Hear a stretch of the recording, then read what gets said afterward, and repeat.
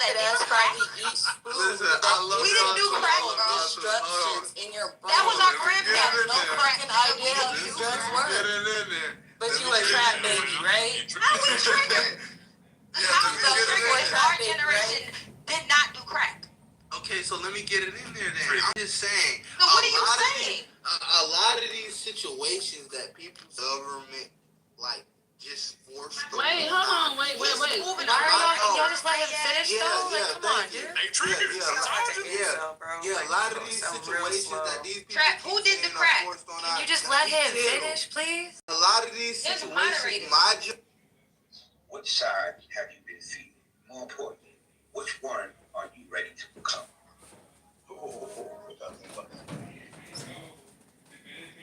Profound. Thank you. Anybody else? Yeah, that was fire. Was hitting. I got the head first off with the outcome, but what y'all think? Oh my God, Ghost. Wow. Wow. So you're a spiritual teacher. I mean, I am. I do everything I can. My mind, whatever I put my mind to. You're an alchemist of energy. You can alchemize energy. I write, you know what I write to motivate people, man. I don't write for self. I'm a walking testimony. You know what I'm saying? Me and my brother too on the stage. We like walking testimonies. So me, I like to share that energy with people and let them know. Because when I was younger, people told me I couldn't change. Oh, you won't change. You won't ever change. And now I'm a totally different person from who I was when I was a teenager, like the second chapter of my life. You know what I'm saying? I'm at the 5th chapter right now. But first, second, and third chapter wasn't the best, you know what I'm saying? But all that takes self, everything, like I try to teach people that you gotta look within yourself. See, before you want to change anything else, change yourself. Look into yourself and build a solid foundation with self. And I think that's the problem with what's going on right now. Is everybody looking to change everything and not looking to change themselves, because it's hard to look in the mirror. You know what I mean? It's hard. They don't want to get to know themselves. Exactly. It's hard to come to terms and say, yo, for you to change, you gotta acknowledge the things that you did that was negative. You can't change and just forget the things that you've done. That means that you gotta tie loose ends. People you might have disrespected, you might have to go to them and be like, yo, blah, blah, blah. Because that's all part of the change process. So when I write pure emotion. And like what I'm going through now with my mom and my sister, that was like a fire. Like the fire lighting the candle. Fire, like the flame under your ass? Yeah, so it's like, for me, it was like, instead of me being aggressive and angry, I chose to put all that into words. And I chose to share my thoughts and share how to empower people, how to help people become great. You know what I'm saying? And my bestest, highest version of themselves. Yeah, you know what I'm saying? That's just it. But I appreciate y'all. Y'all like that, you know what I'm saying? I loved it. That was profound. That was just like, it was kind of like confirmation, That was fire, son. Like, really, like, thank you for that. I appreciate you for that. Well, my manager always gonna say it's fire. Okay, thank you. I know, but you're on to something, pal. No, I do this. I got like over 200 spoken word pieces, man. I write hip hop too. I mean, I write. You know what I'm saying? I would say I'm more of a MC than a rapper. I mean, I got songs and all that also. So I do various different things. For me, I do it out of love. I don't do it for money. Right. I do it because I love to do it. I love to write something and lay it down and hear it. Like, yeah, I just wrote that. You know? Be authentic with it. Yeah, so, for me, I share it with my people, like Black, Tear, you know what I mean? I share my music. So people that I care about, I'm like, yo, here, I just did this, what you think? So if they say it's trash, I'll be like, all right, cool, I'll throw it away. They be like, yo. No, that's not fair. Don't throw it away just because one person says it's trash. Nah, you know what? Because half the time when somebody says something, I might already feel that way. I just need confirmation. Oh, you just wanted confirmation on it. Like, I might write something and the beat might not be right for the lyrics, and I know already, but I'll be like, all right, let me send it to my people that I know. Gonna tell me the truth. They're not gonna get you. Oh, you my man. Nah, just whack. Black. They'll be like, nah, I don't like that. You know what I'm saying? Right. So that's how I just do this for fun. This is what I do for fun. Yeah, that was beautiful right there. Oh my goodness. People are gonna think that was AI. No, that wasn't AI, because you can, honestly, when you tap into energy, you can discern from authenticity of a real human soul to the artificial intelligence. You really can, some people probably won't be able to soon, but I can still pick up on that, you know, and I'm so thankful for that kind of discernment.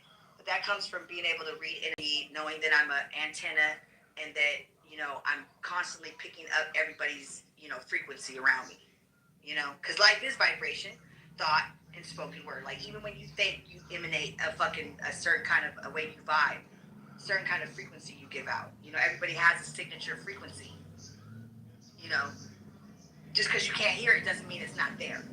So the more you move with intent, the more you move with like, hey, I want everybody to win genuinely. I'm not trying to be a wrench in nobody's life. I'm not trying to be opposition to nobody. I want us all to win. You know, once you move with that kind of intent and you align it with the thought and your imagination and the spoken word, you can hop timelines. You can change the outcome of your life with infinite realities, you know? You know, the thing about it, though, that just separates AI from reality is, like you said, expression, the energy. Mm-hmm. Right. Like when you read something, you could tell, like, okay, this shit is real. You know yeah, you're going to be able to feel it. You're going to be able to feel it. A lot of people's antennas aren't reciprocating that, though. They're really, really, well, our biofield is under attack constantly by different signals.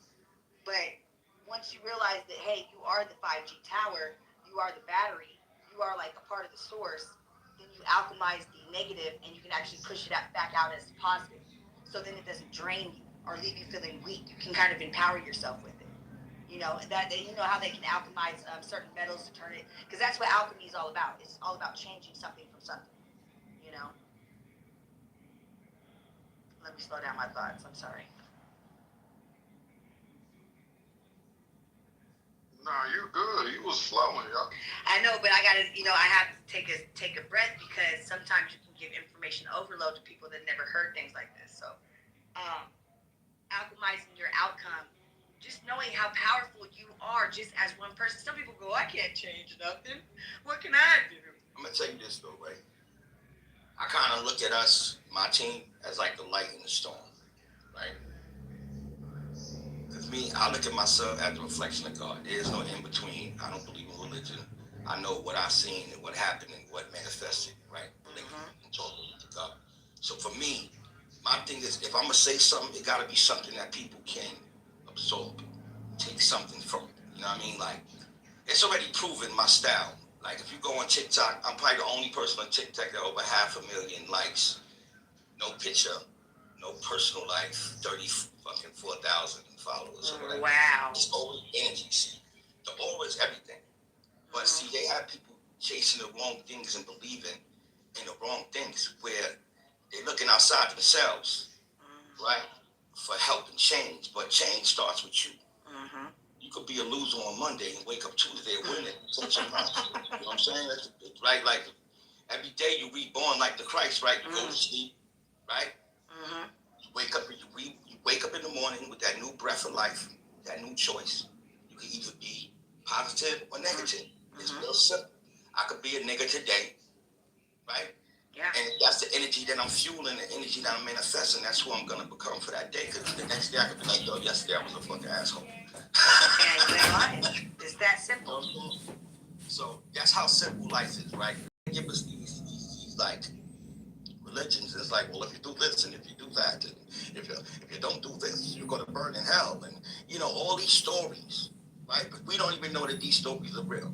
But we do know that the results of my choices are real, right? Boy, ooh, I'm saying, right? The results of anything I do, the results is real, right? Now, me being the master of my temple in the church is. And we're almost there. We just need a few more steps, you know? You know, what I always tell these people is that a lot of them think brown people do not deserve freedom, do not deserve democracy. Because when American and allies invaded Europe and liberated Europe, among others France and Germany from Nazism, that was a good thing. Foreign intervention was a good thing. When they liberated Japan from Hirohito's dictatorship, brutal dictatorship of imperial Japan, that was a good thing. Japan has ever since been a legitimate, prospering democracy. But Iranian people don't deserve that. Suddenly, foreign intervention is not good because they think Iranian lives don't matter. because they think our lives are cheap. Let Khomeini massacre us. Let Khomeini and his Shia brutal terrorists from Hashda Shabi, from Zainabiyun, Fatimiyun, from Pakistan, Afghanistan. He brought all the Shia from all these countries to massacre Iranian people just a couple of months ago. Our lives don't matter. It doesn't matter. Let them do that. They just deserve it. They're brown people. They don't need to have democracy. But yeah, it's because they are. A lot of them are just racist, and they think brown people like us Iranians, we can't have like democracy and prosperity and have it live in peace and enjoy human rights and women's rights. Can I say something? I've met a lot of Iranians in Canada, and like I would say the majority of them want the downfall of the Iranian, like the IRGC, 100%. But it's scary because there's a few of them that I know that actually defend the IRGC but they're also part of like hardcore leftist circles. That's like what I'm talking about. To me, and this is where I think that everybody's wired differently. I actually think that a lot of Western leftists actually look at race and generalize. So if they think that you're brown, they think of you a certain way. The way that I think is that you're an individual, and I'm going to treat you as an individual. I don't treat anybody differently based on race. I'm friendly with everyone, and I give everybody a 50-50 chance at the beginning when I meet them. I think that's like the best way to go about life. I think it's like, Can you let the other guy speak, bro? Just so someone's trying to speak. Yeah, he was trying. I couldn't hear. Sorry, It's okay, bro. Go ahead, man. First of all, I want to say hi to Rashad. He's the one keeping the freedom light on. But as far as everyone talking about socialist Islam, that's the misunderstanding. The leftists, they think Islam is more pro, regular people, and they have more justice as far as like a socialist justice. That's what always Islam and communism, socialism, as far as talking about the old kind of socialism, because I believe there is a new kind of socialism. You do have some social benefit in the United States. I mean, like healthcare for poor people, or retirement, or kindergarten, programs and stuff. But as far as this combination, it's always been Islam and communism. And do you know who's paying for this all Palestinian, marches and stuff? Islamic regime. It's been recorded many times. There was guys even came and said he's got paid $30 an hour just to participate in those pre-Palestine marches. And I just want to say, he always Islamic regime, and I could say some Islamic foundation or charities always supporting socialism and leftists in the United States or and Europe. Being recorded. That's because they share a similar framework. When you look at communism and you look at Islam, maybe at first glance you're like, one is atheist, the other is like super theist. But they share a common backbone, I should say. Like everyone just told us about the common points. But you have to think that in those two movements, people are dreaming of a golden age where they can really get rid of what is evil by just transforming society and having like an apocalyptic mind. And they just share so many things in depth. When you look inside, they just work in synergy. So this is a form of delusion and collective delusion that just draw people into like crazy scenarios where they start to dehumanize anyone who disagrees with them, because they are on a divine mission.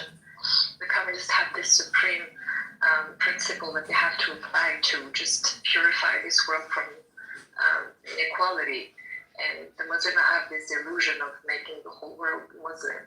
So, and in both scenarios, the group worships itself. Like you can maybe think that Islam is a monotheistic religion, but the Ummah is what is central. Same for the Communist Party. It's and you just examine them. They live in a parallel universe where their mission is everything. And so those two mindsets combine very well. And people don't even change. They can swing from communism to Islamism very easily. So, yeah, that was my point and my observation. But yeah, many people have worked on that.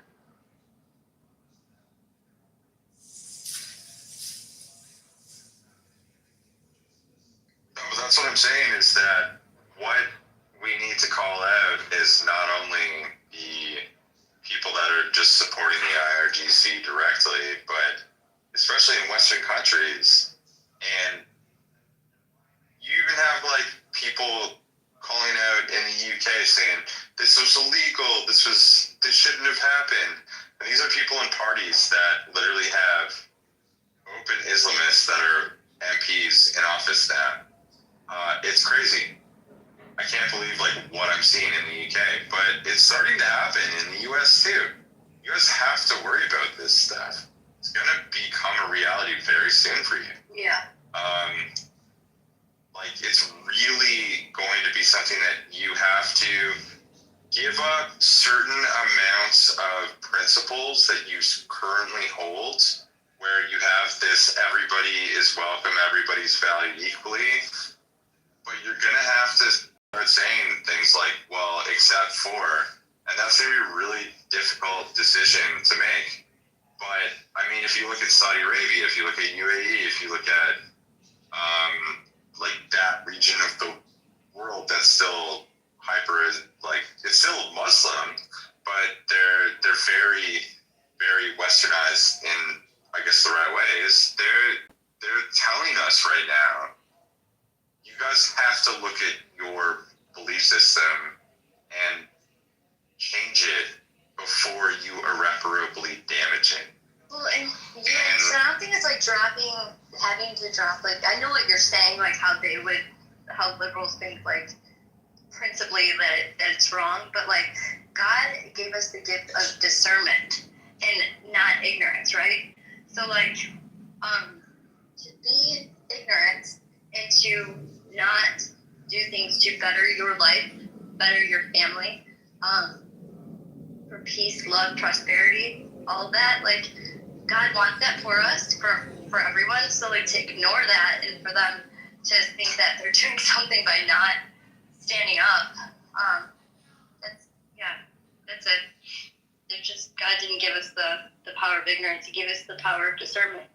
Those countries who are Muslims are still pragmatic because they don't want to sacrifice, like the UAE in a much less extent. I mean, Saudi Arabia, they're pragmatic. They won't sacrifice their comfort and their wealth.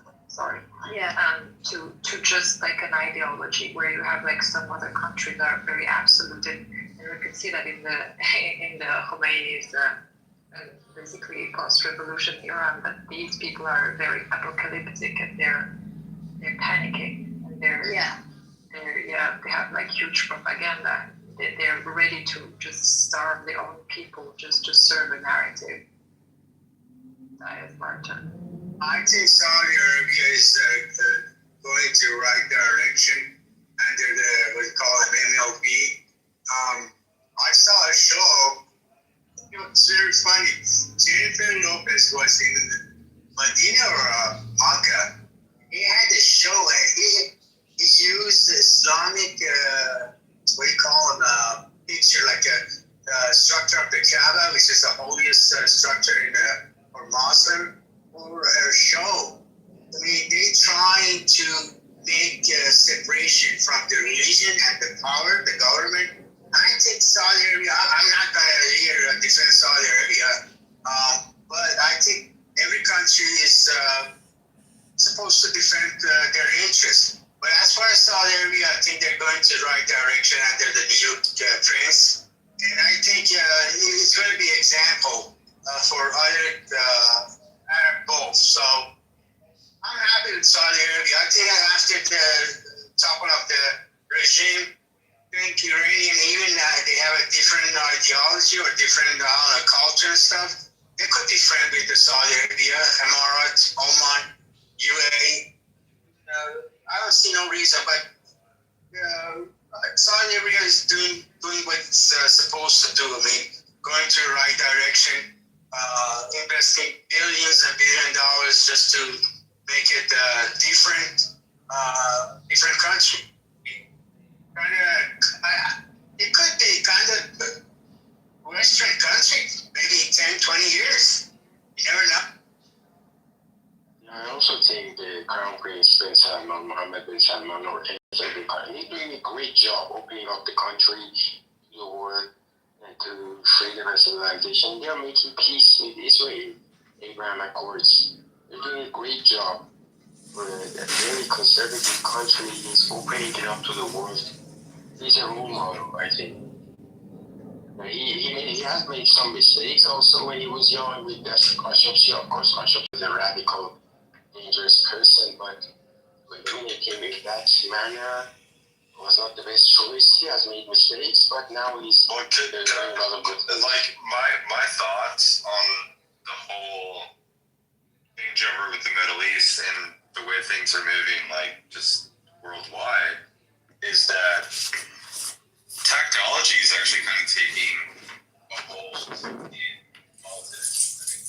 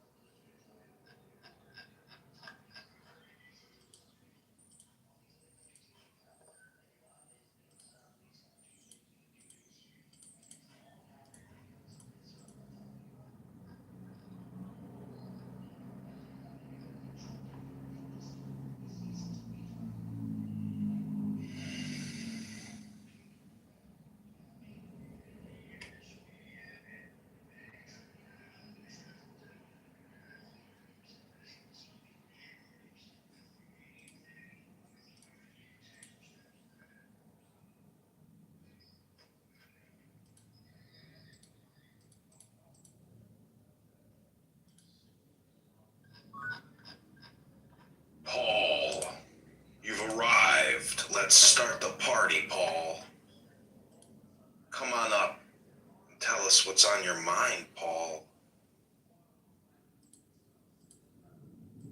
Hello, Paul?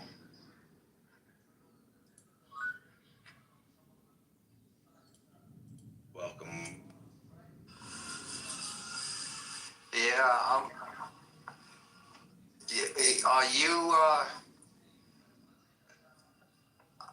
there's another Amir. Why did you put Amir on the house?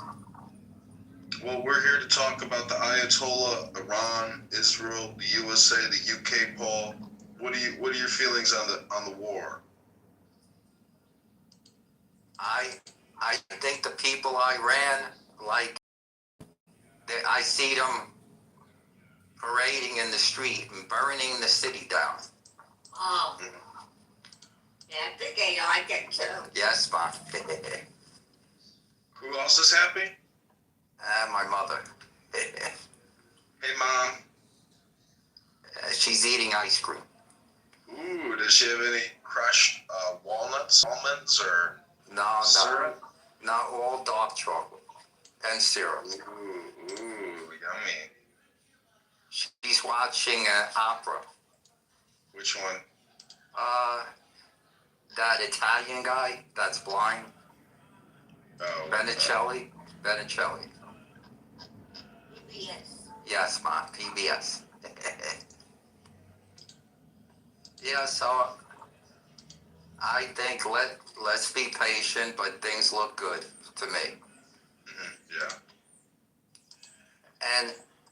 And the people wanted this guy out, right? That's what everybody says. So we'll see what happens.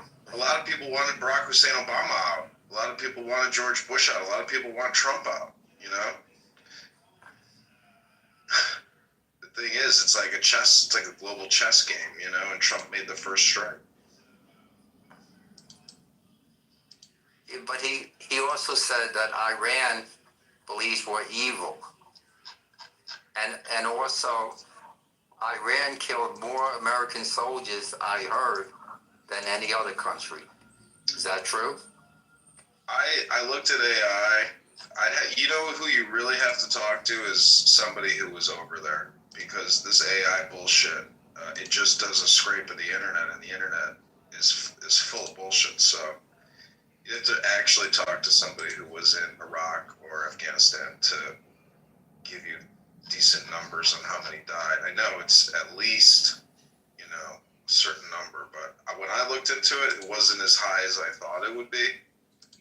So when I asked somebody who was down there, but he wasn't a reliable source. You'd have to talk to more people.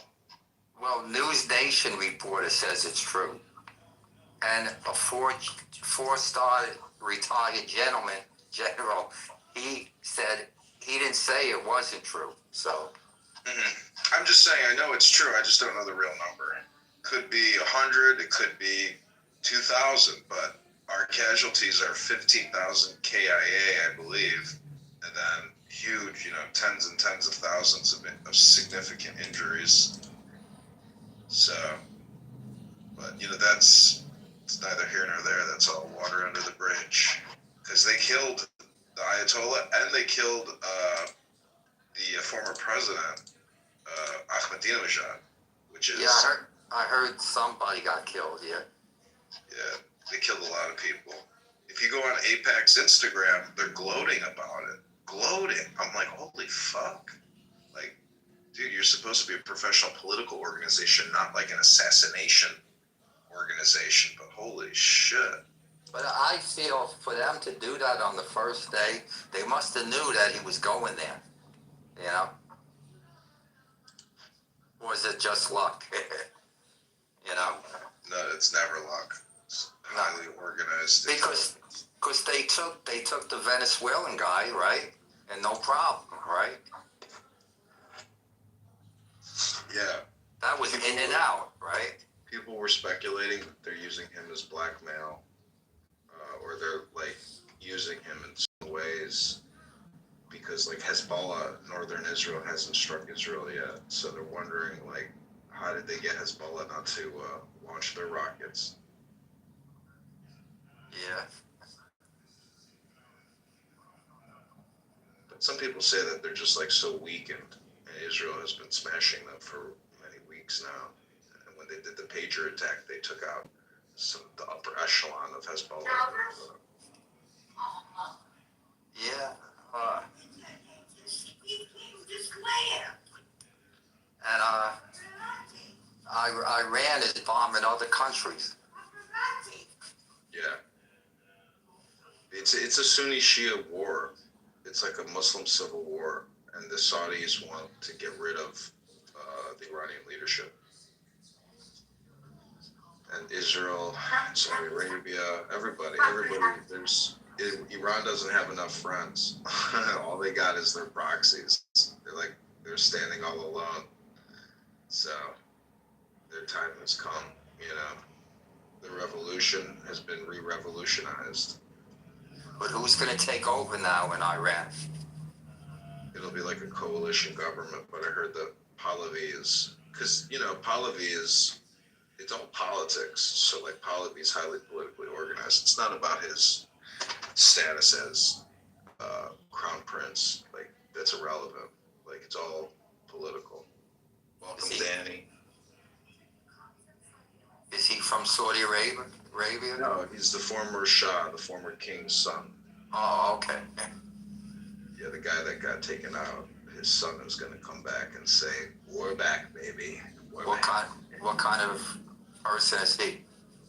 He's a nice guy. He seems like he's very professional, level-headed, intelligent. The Reza guy? Yeah. He's very pro-Israel. He's well-liked. He's got many people that like him. And he's been around a long time.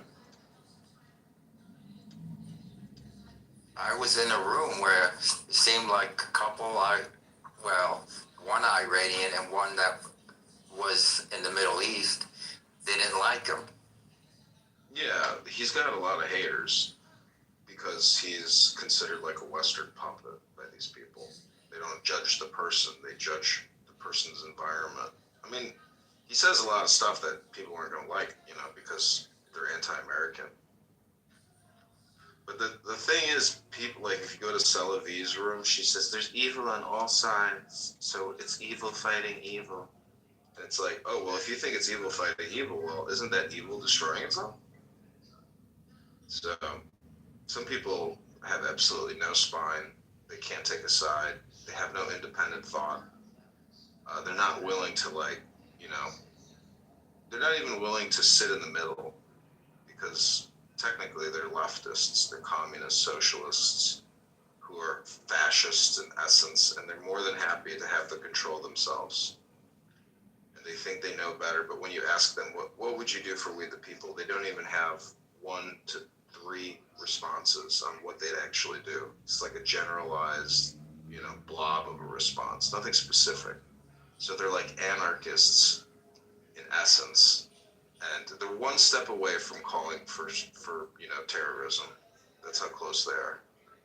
And if you go to Amir's room, there are individuals who are actively promoting terrorism, like every day on this app.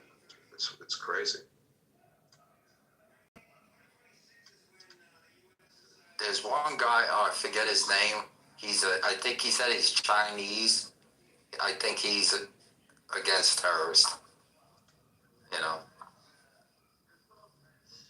Terrorism sucks because it's like random. Did you see that the Austin shooter was a black Islamist?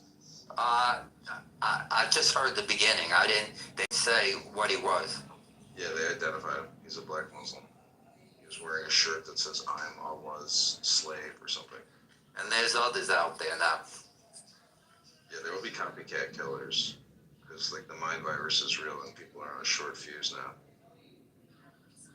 Yeah, but that's what town was that again? It was in Austin. Austin.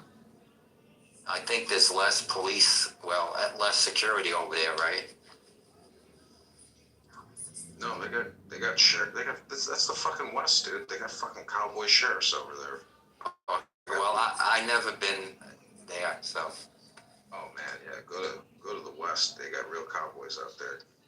I've been to Louisiana once. That's the South. It's not the West. Okay. The West people carry guns. You know, I know they do in the South too, though. But I'm just saying, it's like, you know, the myth is real.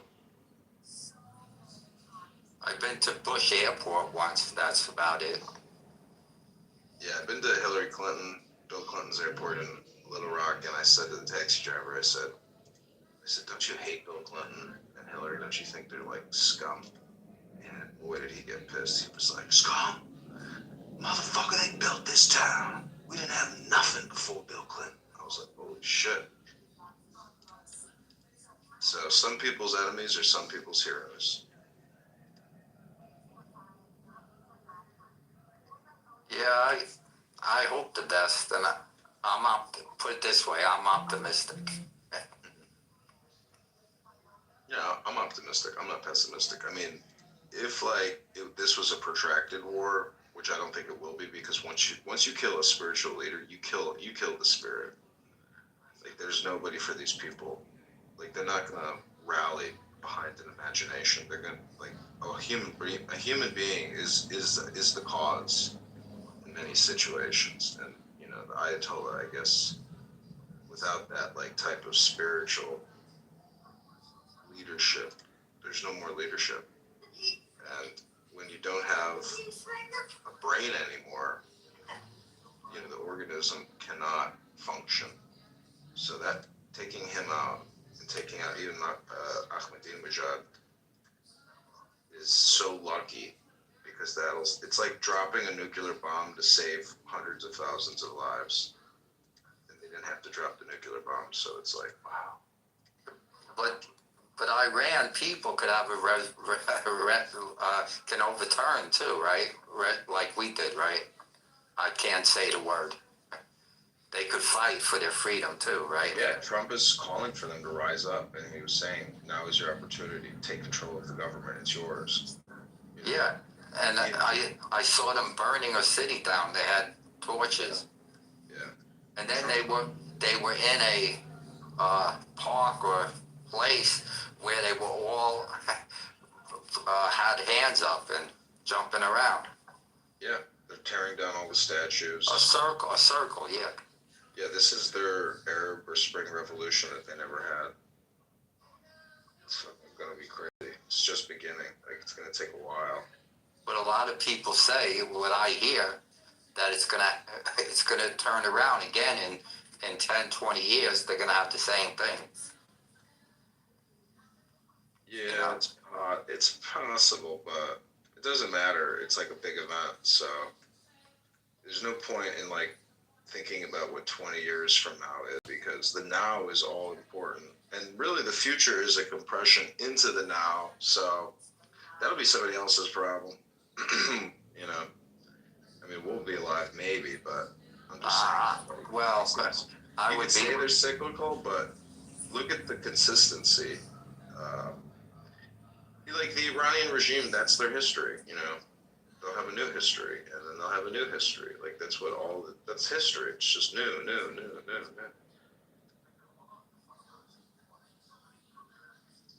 Well, we sunk 9 ships, right?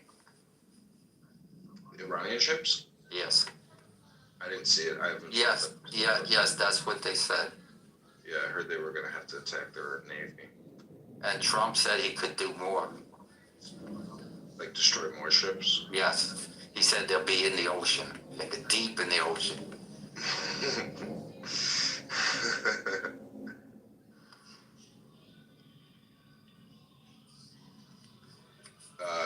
God, I was going to tell you this opera that I absolutely love. It's called,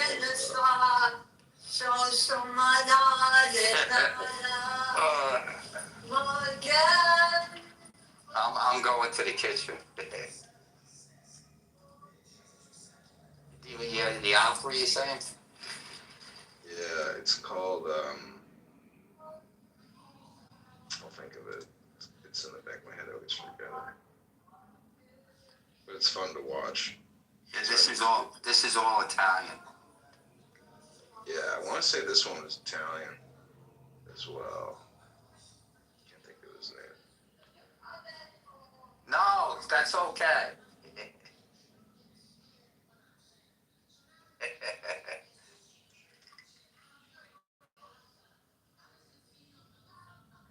No. Oh, no. Oh, oh. I have to do something. It's on, Ma. It's on. Yeah, it is. See? Oh, Okay. Thanks, Mom. She has a hearing problem, and she's almost 90. Oh, God bless her. 10 more years at least. 15 more. Isn't it amazing at 90 you can be like, I'll be alive for 15 more years? I told 120. Yeah. My grandparents made it to 105. And she's still. On the shawarma places. My buddy showed me this Caucasian guy, and it's been amazing. The Caucasians, man, I met one in Denver, Caucasian Israeli. Great, he's a great guy. Fucking love that dude. They have the heart of a fucking lion, bro. Yeah, they do, bro. So he was a nice guy, bro. Yeah, but he was crazy. Hi guys. Hello. Which country do you think is going to be next? Like Yemen or Somalia? Or even Pakistan? Next for what? U.S. intervention. Yeah. Israel or Yemen. Why would Somalia? Somalia is like irrelevant as fuck, honestly. Yemen. Israel go after Yemen. If they continue to shoot missiles, if they get the message that their chief funder is out of the picture, then Israel will go after them. Yeah, I think the next step is Yemen. Odds are their money supply is about to run out, so. Everything's about to run out. They're not going to be able to get weapons from anywhere, bro. Like, once this whole thing with Iran is done, which is very soon, Hezbollah is going to be very weak. The Houthis will be very weak, and Hamas will be definitely weak, and any other faction as a terrorist organization in that area. And we're just getting funded by IRGC. It's plain and simple. We know this already, you know? Hezbollah will shrivel up and die. Exactly. Maybe the ideology and the people that follow it might be there, but his lethal fighting force. I don't think they're going to have the weapons, the weaponry, and the supply for it. That's fine. Yeah.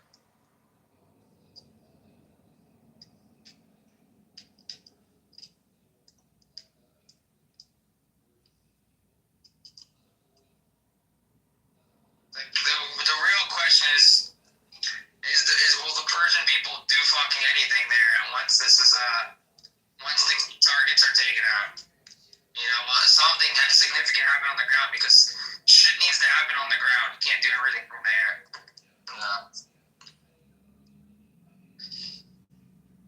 So if the government's able to reorganize itself pretty quickly and crack down again, then people won't stand a chance.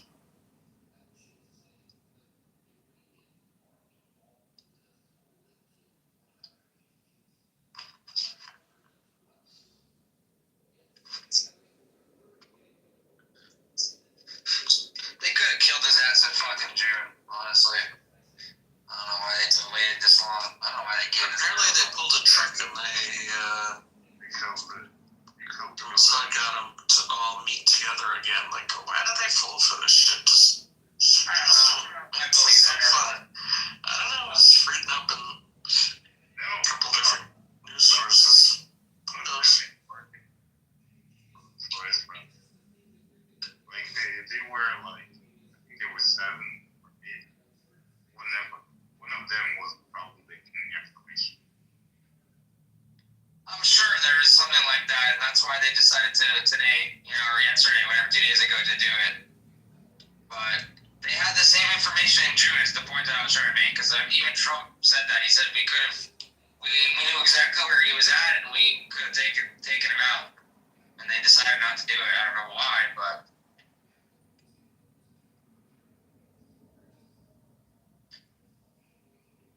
don't fuck with the United States of America or Israel. That's all I can say. Were you here last night when you had for so long? The Obama was giving them fucking money to fund their nuclear fucking program. Like, keep building your fucking nuclear program. Like, I just don't understand. And then now we actually do something about it. And then you have these retarded Americans that come in here saying that we're dragging America into a war. Like, I just don't understand people. They're just so fucking retarded, man. I've never seen them. Me either. I'm proud to have him as my president. Like, Wall is showing, he's showing us something that we never seen. Like, he captured two presidents in less than how much? In less than 3 months?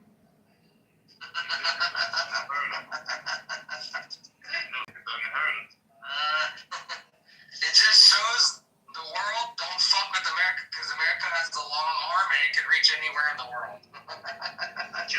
You can capture a president during this piece of a couple of years. I never seen like president captured in like 3 months.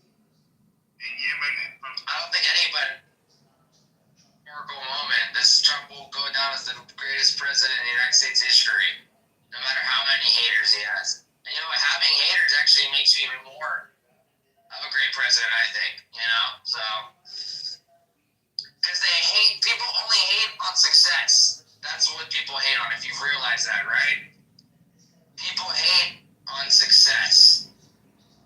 That's it, man. And Trump is very successful. People are happy here, man. You just come in here and you see people are happy here in America. Except in New York City. That's the only other place. That's it.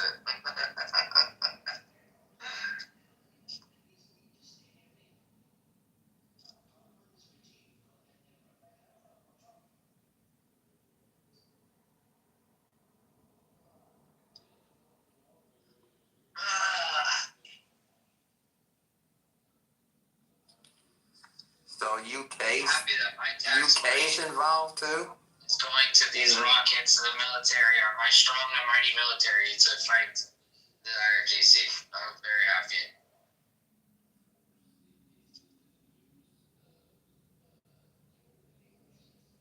Good.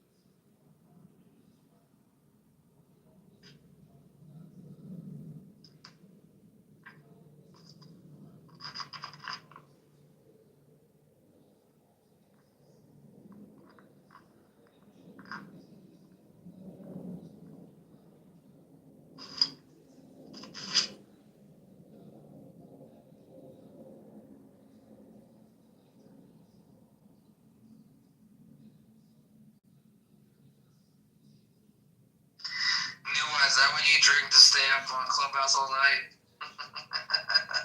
Monster Energy? Ugh, this shit's so bad for you. It's like drinking poison.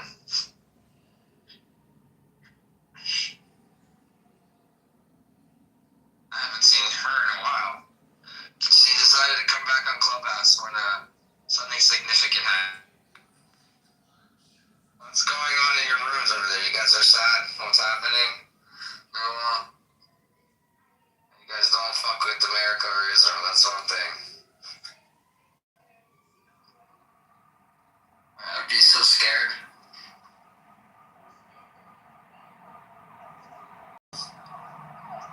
Why do you think Saudi Arabia, they make such a great entrance? When Trump comes, see, I have to find the video. I'll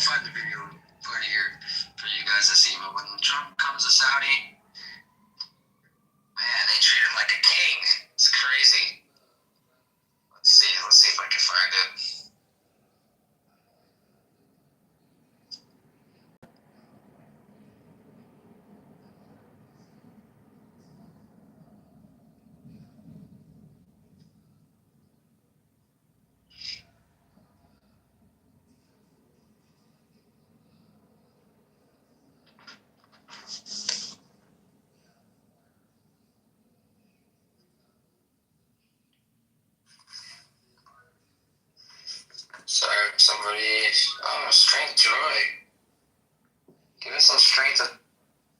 Ribbono Shalom, you know why they treat Trump like a king when he comes to Saudi Arabia? Why? It's because the Sunni Muslims, they always say that Muhammad, aka Abdul, is the last prophet of the Bible, but they know that the last and greatest prophet is Donald John Trump!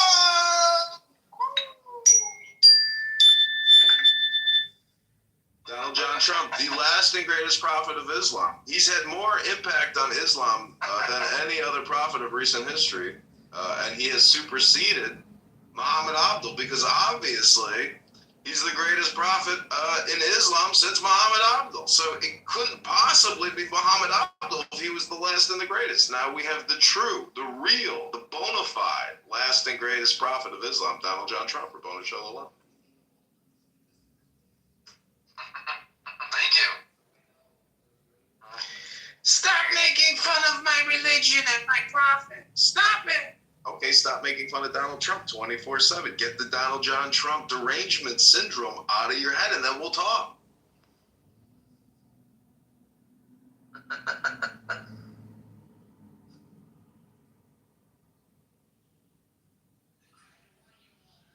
Hello?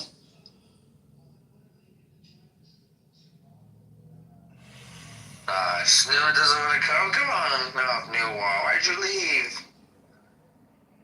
We needed a British Moroccan to tell us all about the Middle East.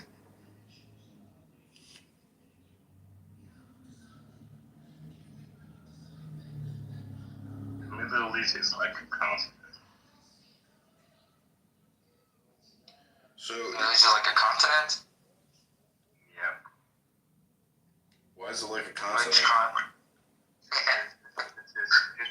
It's his own thing. Oh, because you're saying that it like sucks up the vacuum of everybody's attention?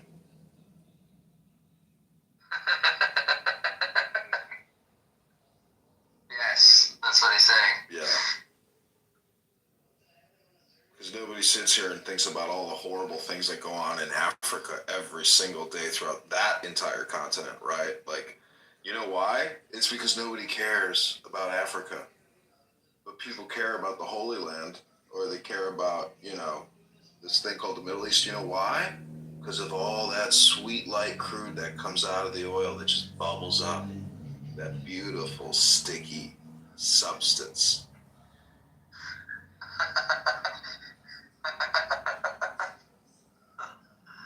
Saudi Arabia. Yeah, man. I put it in my car so I can fucking drive.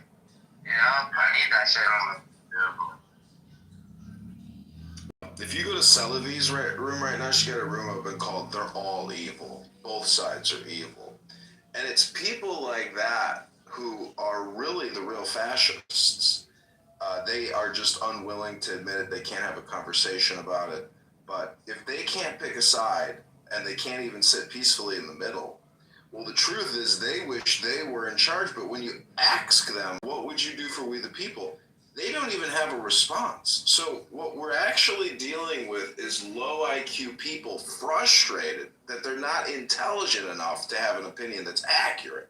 And so they have an internal friction that they want to share with you here on this hypnosis app called Clown House.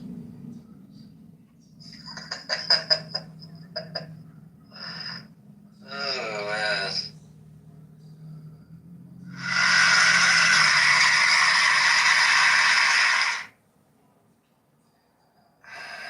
This is a masterclass in hypnosis propaganda put on by Amir Celavi.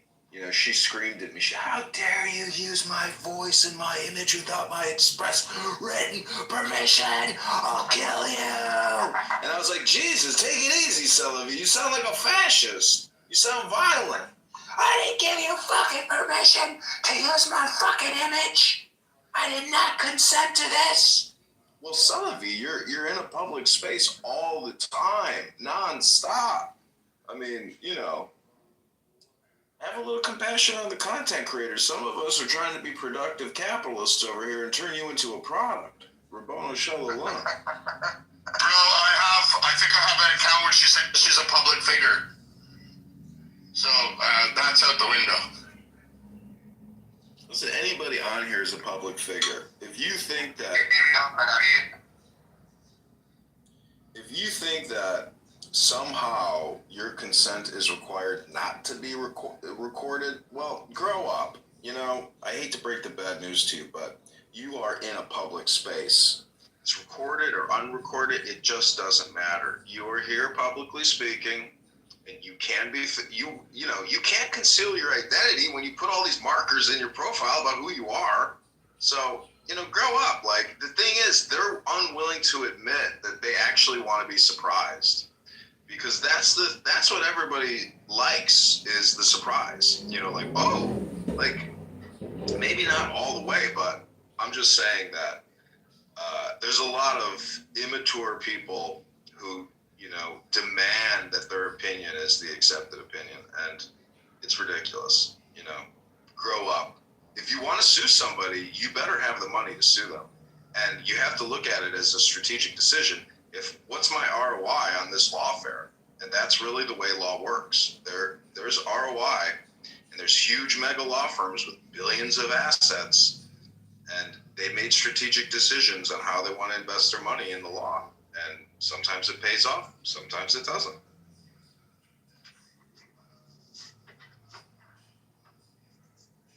Interesting. Hey, Vivi, what did I miss? Well, bro, you were here. You missed a huge fight, man.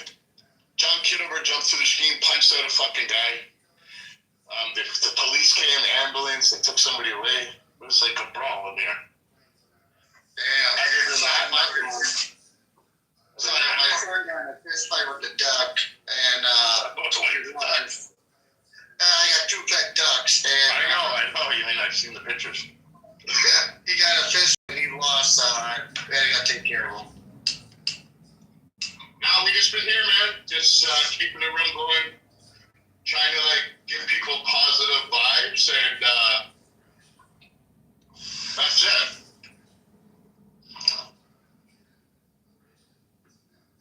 The greatest news about this whole event and this whole, battle and war is that we have firmly confirmed one thing in the Islamic faith for both Sunnis and Shias, and it's that Donald Trump is actually the last and greatest prophet of Islam, which is truly the most amazing revelation of this entire experience. And anyone who says that that is insulting or Islamophobia, or, insulting to one's religion and prophet, well, I would just say proof is in the pudding. Prove me wrong, because generally on this app, we have to deal with their all or nothing positions, debate them, and they say, the proof, the burden of proof is now on you, now that I've asked the question. But now I want to ask the question to all the Muslims and the Islamists, the Sunnis and the Shias. Who truly is the last and greatest prophet of Islam? Is it Donald John Trump? Or is it Muhammad Abdul? Hello.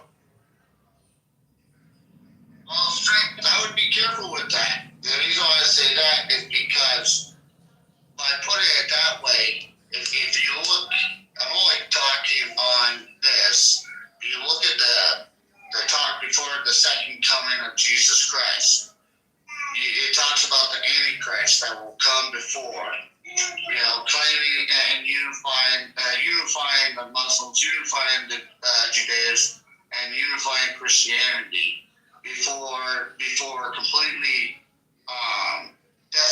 decimating the world before the second coming of Jesus. I understand a lot of people don't believe in in Jesus Christ. Wait, you're telling me that the world is now going to have to answer to a Jewish king known as Jesus? Oy vey, Rabboni Shalom, the Jews just keep winning. How is that possible that a Jewish king, according to your opinion, is going to come back to fight the opposite of himself, known as the Antichrist? Anyways, Rabboni Shalom, there are Jews for Jesus, which is also remarkable about Judaism, that it can be that flexible. But you never heard Jews for Muhammad, have you? I just haven't heard that yet. You know why? Because when you look into the history, Muhammad wasn't that kind to the Jews. It turns out that Abdul was a warlord cult leader anyways, we won't go there because it's been proven that there's a new prophet in Islam, and his name is DJT.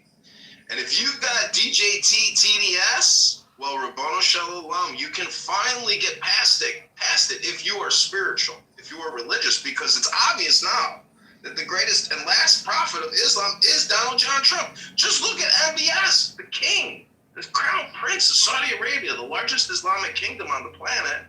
He loves DJT. You know, they fist bump, they touch each other, they hug, they're best buddies. But Rabbano Shalom, there is that photo with MBS and Epstein, and you could tell that they just got done doing something. Like they were shining, a little sweaty. You know what I'm saying? Everybody's failing to talk about the Indian president that went to Israel. How he's backing Israel. Which is Modi. Prime Minister Benjamin had a big hug. They're thickest. They love each other. There's so much love between India and Israel, and it's all because of the Muslims in Pakistan that harass and send terror squads of death to India, like, you know, the Mumbai terrorist attack at that mega hotel of those young, stupid, disgusting people. Rabbana Shalom.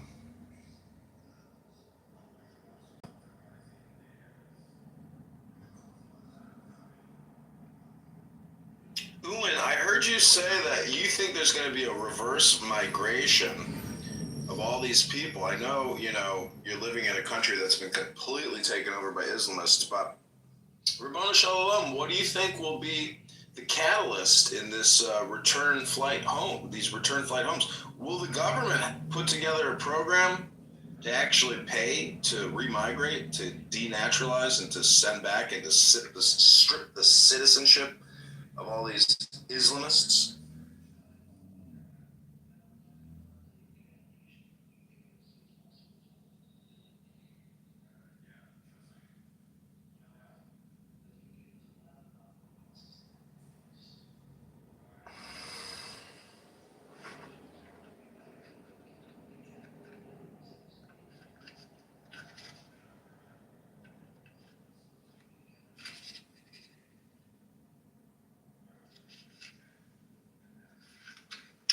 You know, not many people read anymore. Most people just want to opinionate and demand that their opinion is the accepted reality. But some of us have these things called books, and some of us have law books. And when you get to the actual battle,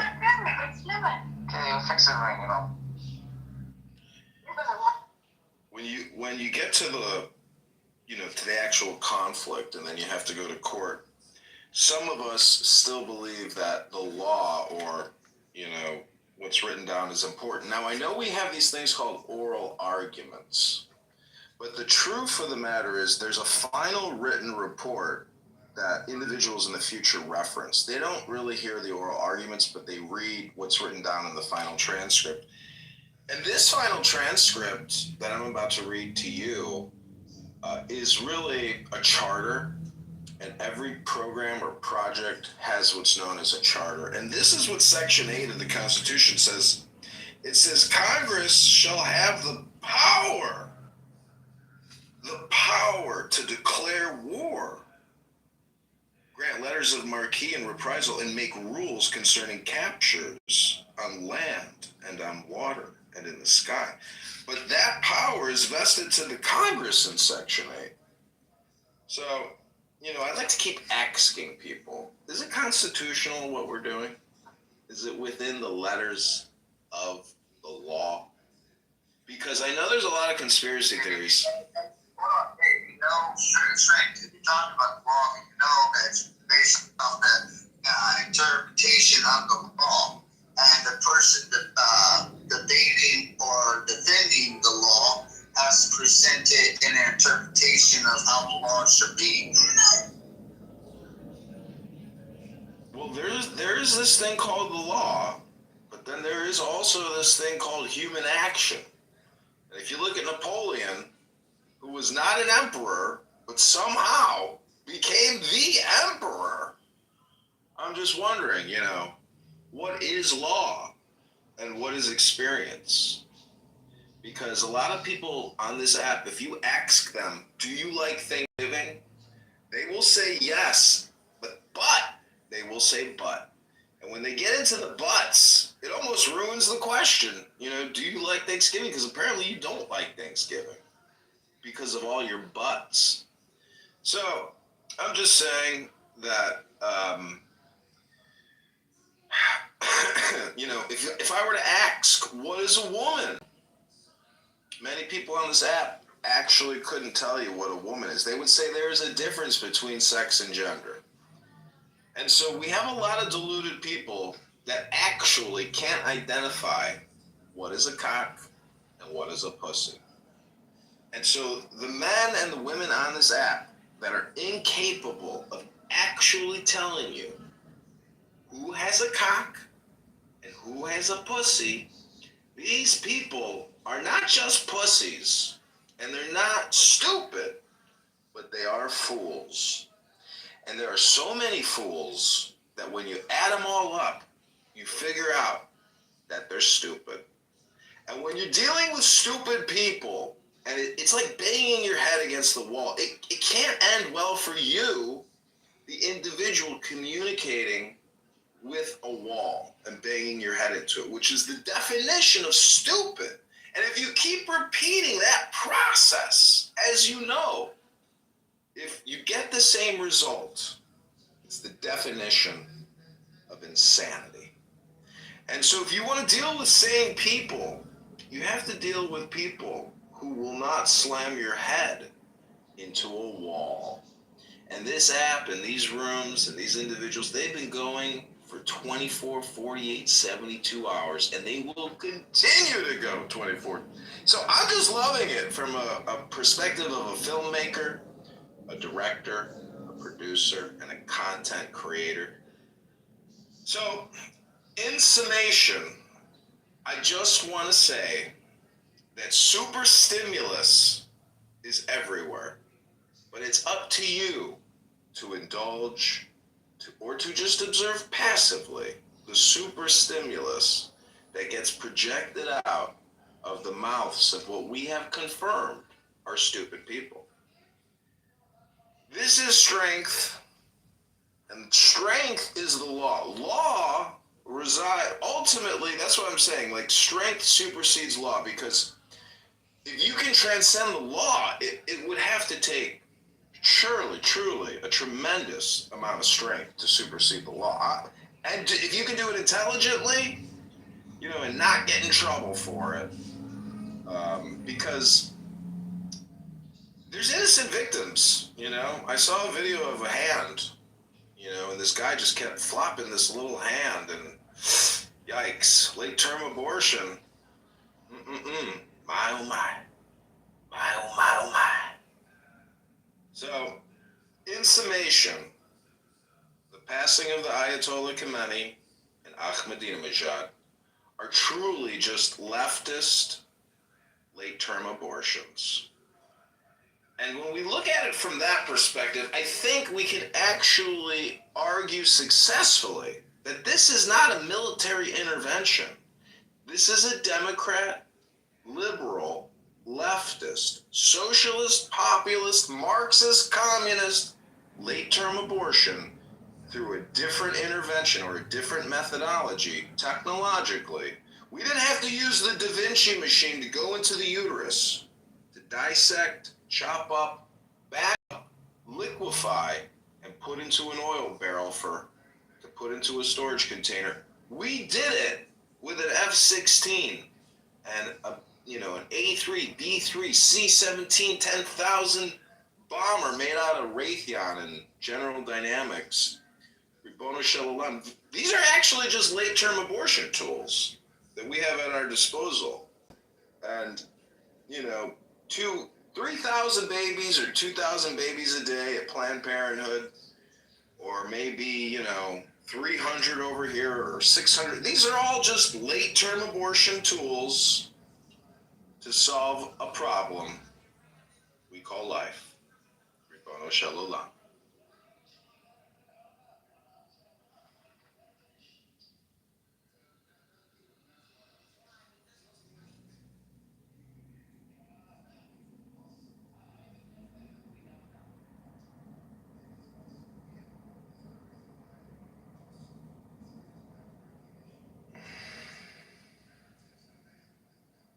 now would like to dedicate this song to Donald John Trump, the last and greatest prophet of Islam. Both the Sunni and the Shia sects, as well as the one that Bashar Assad was in. I don't know what that's called, but that's another sect of Islam.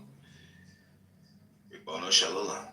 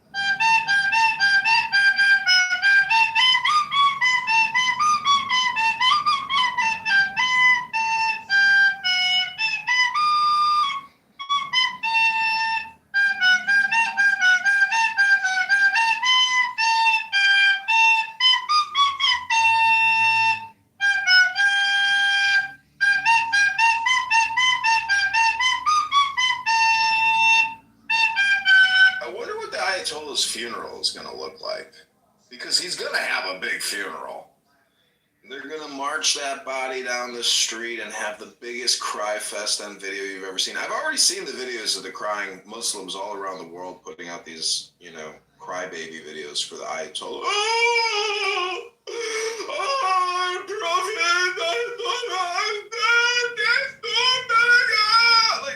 These big crying videos are so upset and so sad. Ribono Shel Olam. But, if they were to study, if they were to read, if they were to look at the history books, they would realize that DJT is actually the last and greatest prophet of all of Islam. It's hard to believe it, but if you have the perspective of Islam and that your world perspective is an Islamic world perspective, well, Ribono Shel Olam, guess what? You can now incorporate DJT into your sacred scripture, into your religious theocracy and history books, and you can actually declare out loud that Muhammad Abdul is not the last and greatest prophet of Islam.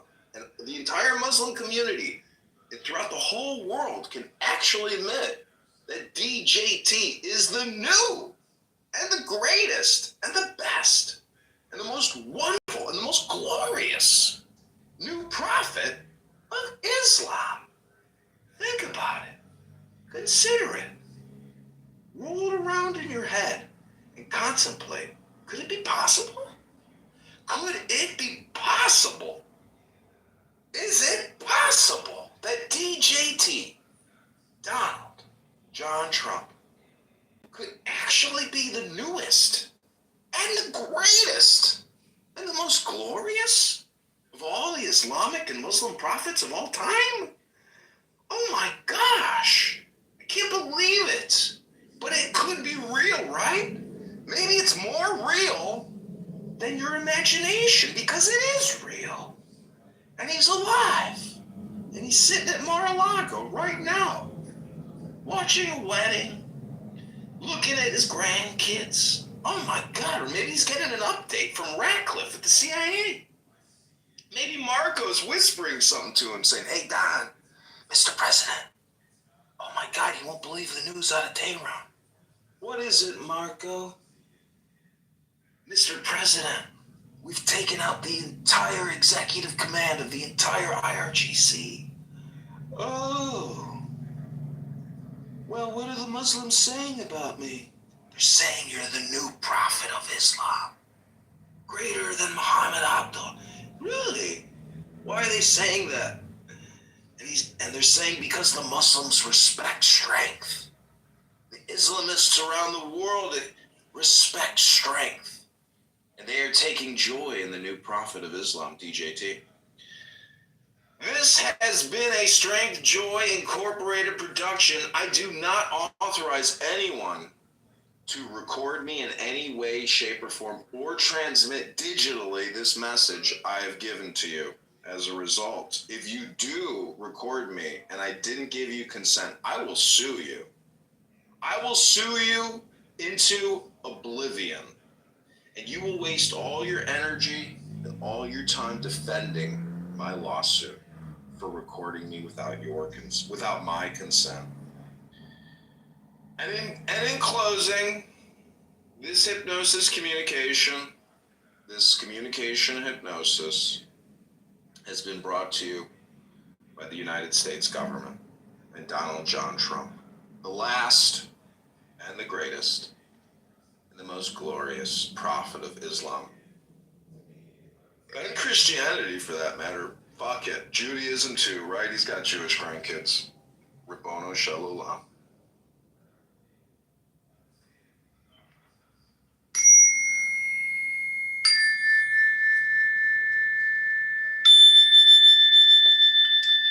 It wasn't long ago that I realized Clubhouse was a hypnosis app, and if you want to come on here and say, "It's my turn to have the mic. Stop hogging the mic. Pass the mic around."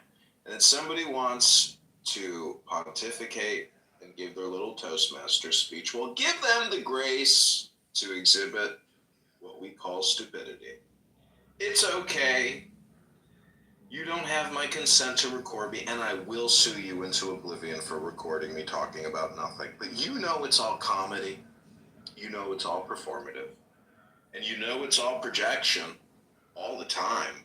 For example, if I were to say, "You're a schmuck," that would be a good projection.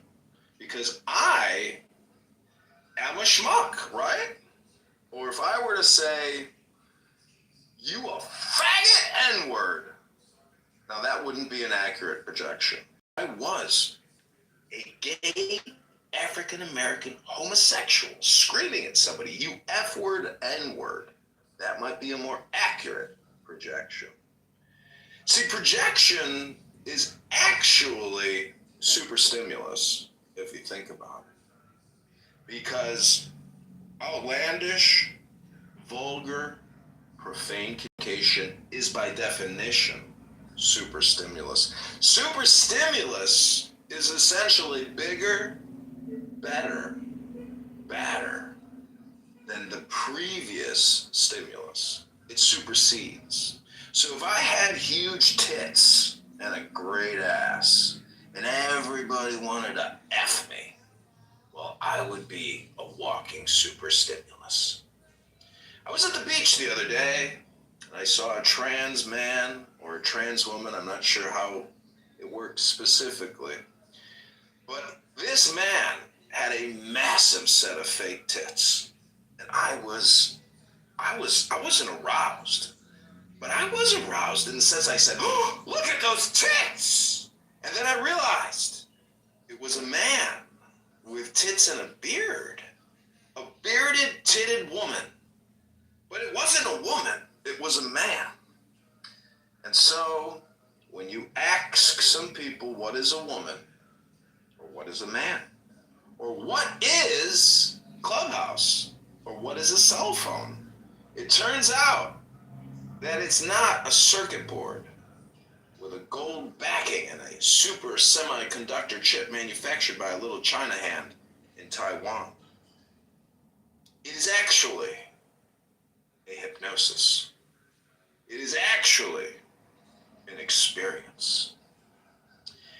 And every experience is specific to that individual. Just like when you get into a car, it is a very personal experience when you get in a car. And guess what happens when you get in a car or a room on Clown House? It becomes a unity.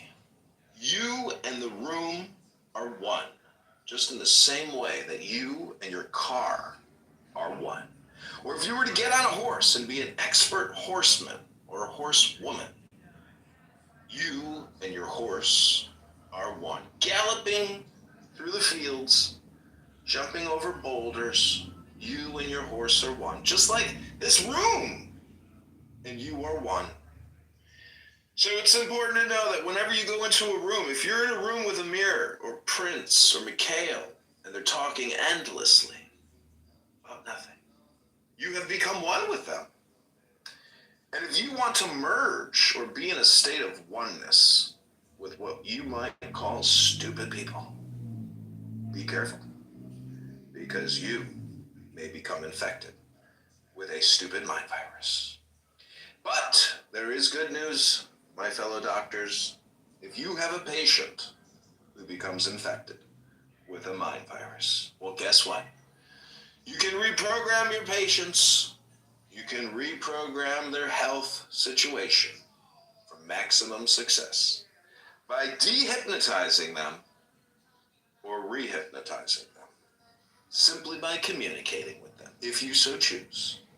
But if you want to reprogram yourself and dehypnotize yourself, well, that's also possible too.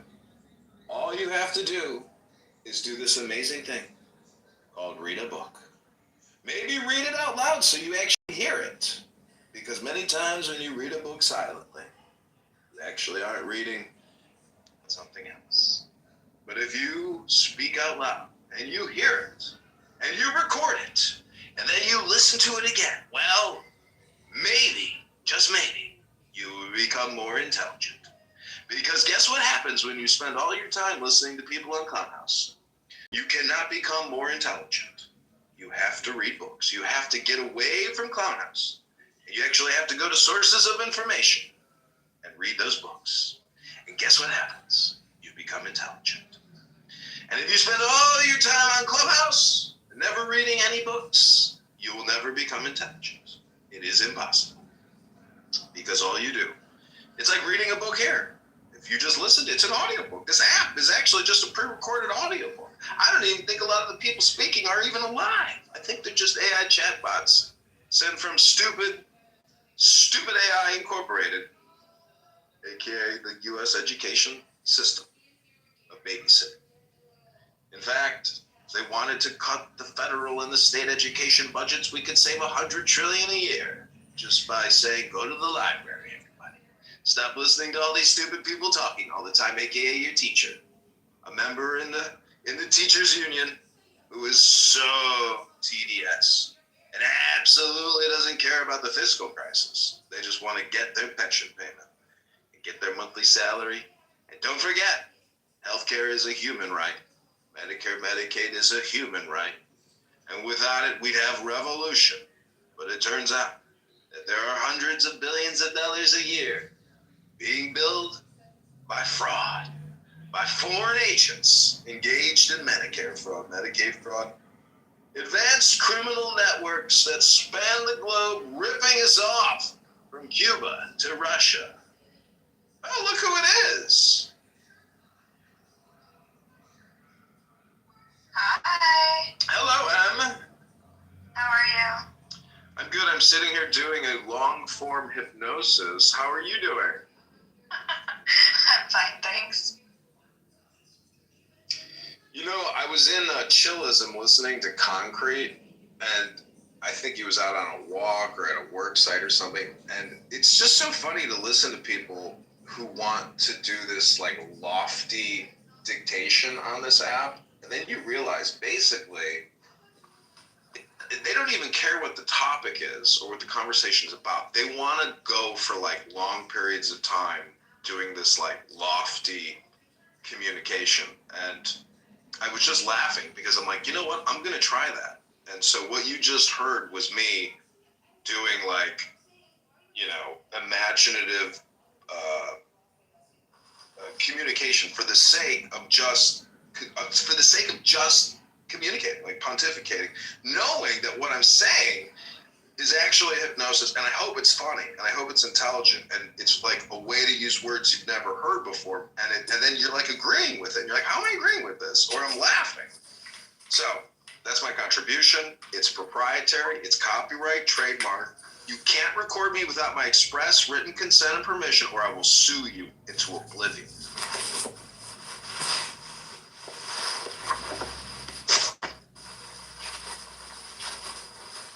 Have you guys been?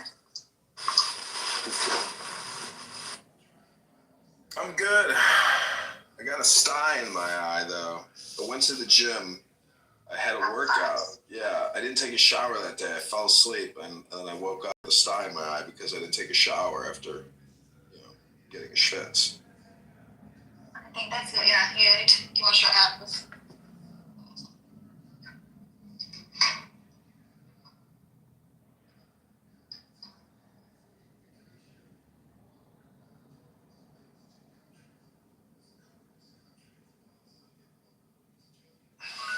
So right now, at this very moment, if you go on Google, YouTube, and you type in John Kitover, you will see approximately 30 phones recording 4 different clubhouse rooms talking about what's in the title of this room.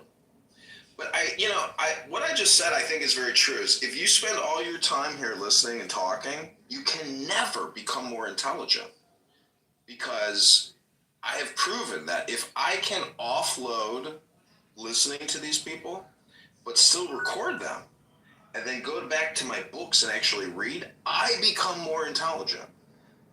But the people speaking in the rooms just are not, because they're not spending any time trying to become more intelligent or reading. So I just find it amazing that I can basically avoid pitfalls, or like step into a booby trap.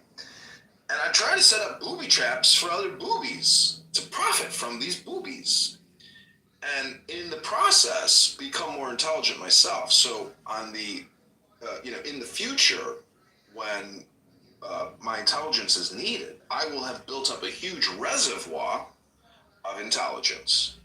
And the truth is, if you are actually given the ability to speak without a censor, you can prove beyond a reasonable doubt that you're actually having a debate with a stupid person to the audience and win the trust and confidence of the audience, because you're actually far more superior in intelligence. And part of that is emotional intelligence.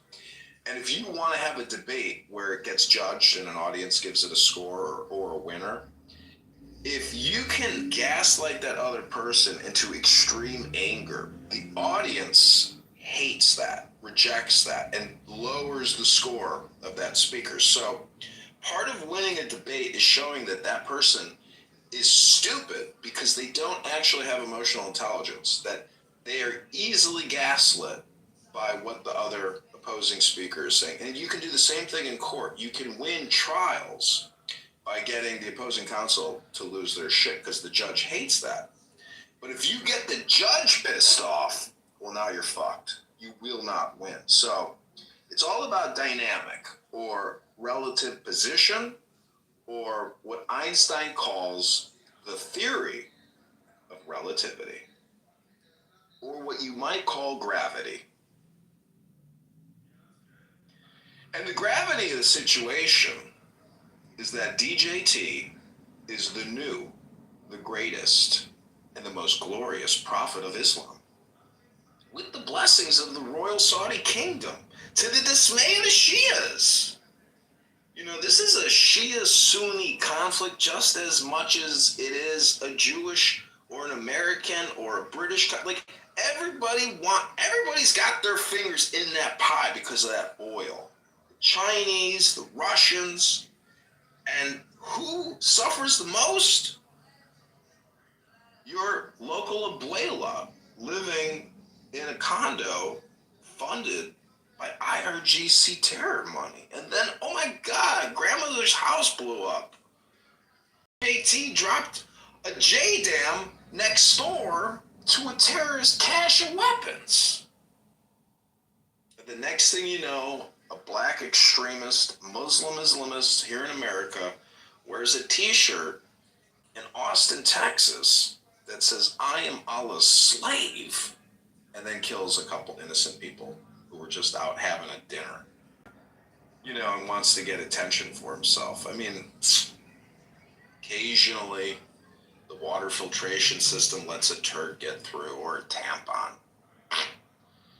Unfortunate, but look out. Keep your head on a swivel. They're out there, and they're looking for you. They're just looking for the next victim. They might set you on fire in a train, slice your throat in a train, and say it was the white supremacist, white structural racist system that made me do it.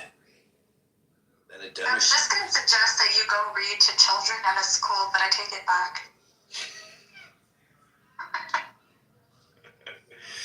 Well, I read on YouTube. I mean, you know, but I make all my videos, you know, not for kids. Like, there's that option on YouTube to say, is this video made for kids, for children? And I always choose no. This is definitely not made for children. This is an adult communication. What's new in your life, Em? How's your love life? I heard you got engaged. Did you? That's cool. Did you get engaged? No. Oh. No. I just got back from a ski trip. How was it? It was really nice. Where'd you go? To my cottage. Nice. Is it near Mont Tremblant? Yeah, it's in Trumba. Oh wow, that's beautiful.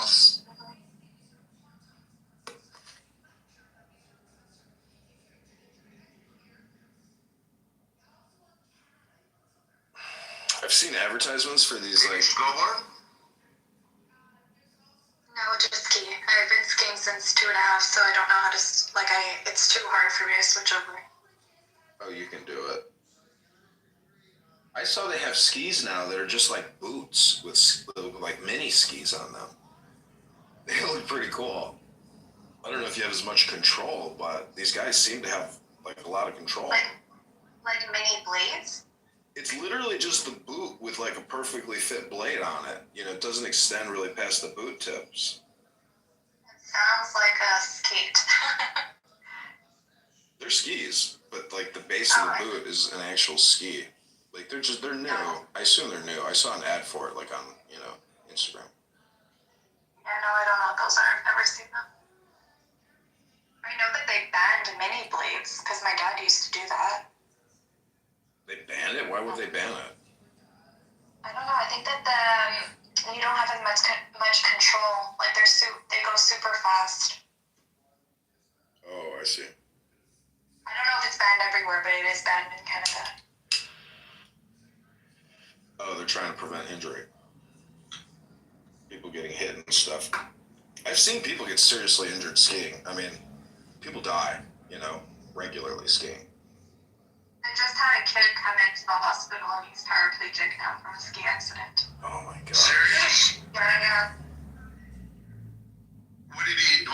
Did he hit anything or it's the way he fell? He hit his head, but it injured his spine. I guess the shock. Wow.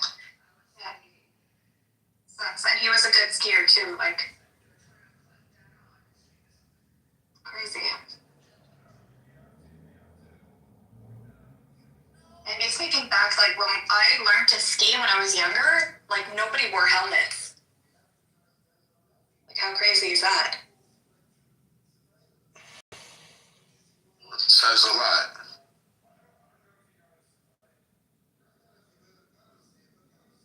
I think we're naturally weaker as we get older. Like society, humans. Yeah, but also like as you get older, your bones are not the same as they used to be. Like you don't heal the same way. Yeah, who's that person, that famous person that died skiing recently, like the past couple years ago? Remember? No, I know that there was like this Super famous, like hold on. there was an actress or something who died, but that was I don't know, but that was a long time ago. Sonny and Cher. Sonny died in a ski accident. Okay, but somebody, famous. You're gonna find a lot of famous people died from skiing. I know, but skiing it was specific. It was somebody like really fucking famous, man. Yeah, I think it was in like where I live. But that was like decades ago. Oh, okay, so Sonny Bono. No, this was somebody like recent, like a couple years ago. Well, but I don't know. It happens every year. Probably hundreds of people die skiing. Just like every year, 60,000 people die in car accidents. I mean, you're dealing with what's called physics. I think more. Yeah, I'm sure. It's like insane. I mean, God, it's just crazy. Like, I know somebody like their mother, like old mother was caught. There are streets that are like known for like consistently killing people. Michael, so Justin Trudeau's brother died in a skiing accident. Yeah. Wow. And his brother. Natasha Richardson is the person that I'm thinking of, and she died in a ski resort that I live in. Well, not that I live in, but that I have my cottage at. Did you see the interview with Trudeau? Like when he was asked about his brother's passing, it's like very creepy.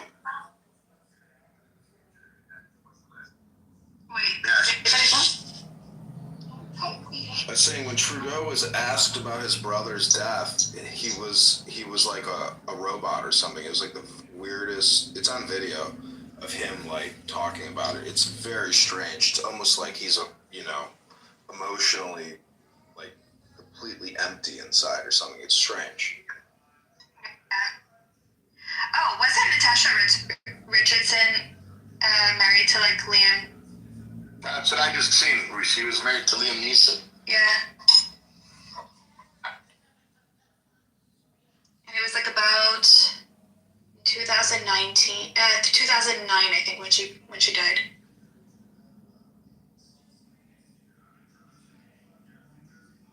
So what's anybody know what's happening in Israel at the moment, Tel Aviv, etc.? Because I've heard there's been attacks and stuff. Hello, Queen Emma. We don't hear you. Hello? Hello? So the latest news on Times of Israel says 3 injured, 1 moderately in Jerusalem area Iranian missile impact. Rockets from Lebanon set off sirens in northern Israel for the first time in months. Day after committing killed, Trump says he'll talk to Iran's leaders. Also says strikes could last 4 weeks. Iranian foreign minister says we will resist as long as it takes.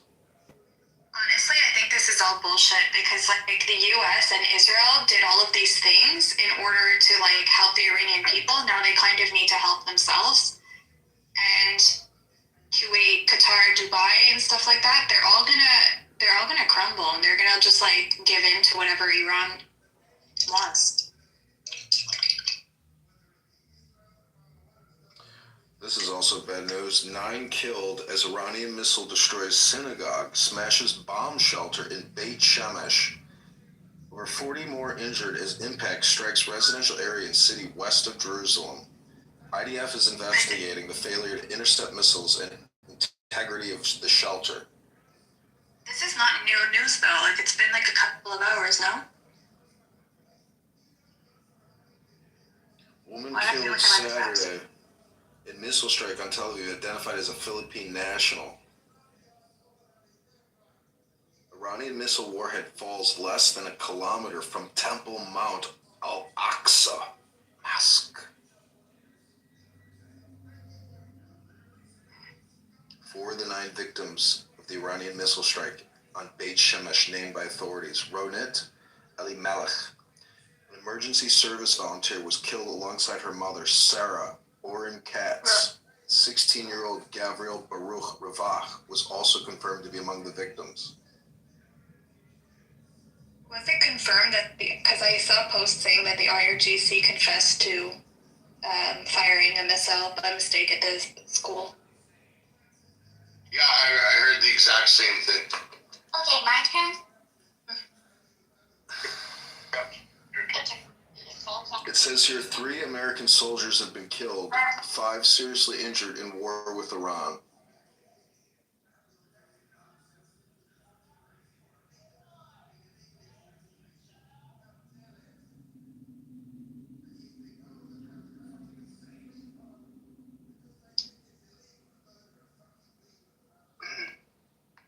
Iranians and Jews celebrate Khomeini's death shoulder to shoulder in North London streets.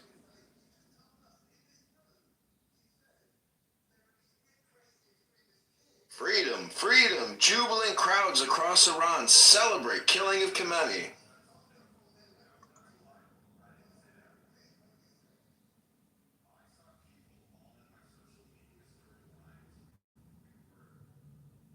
Hello, Sam.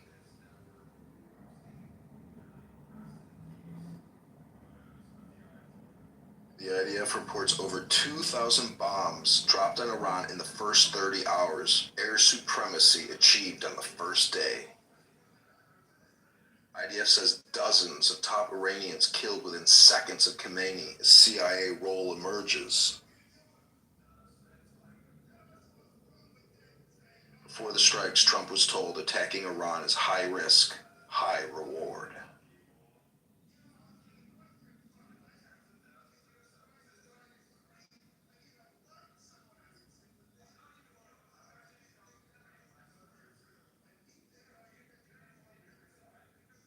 All right, John, I'm gonna go in the hallways, bro. I'll talk with you in a bit.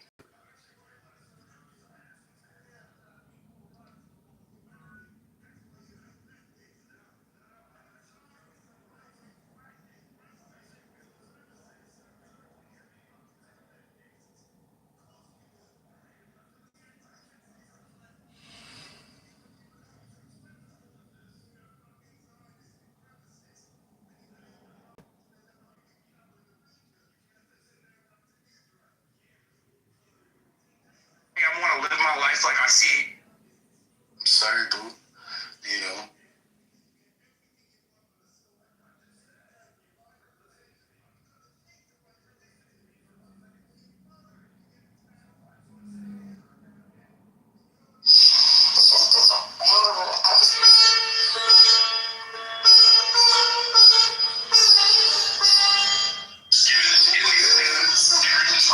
It's just to get us in.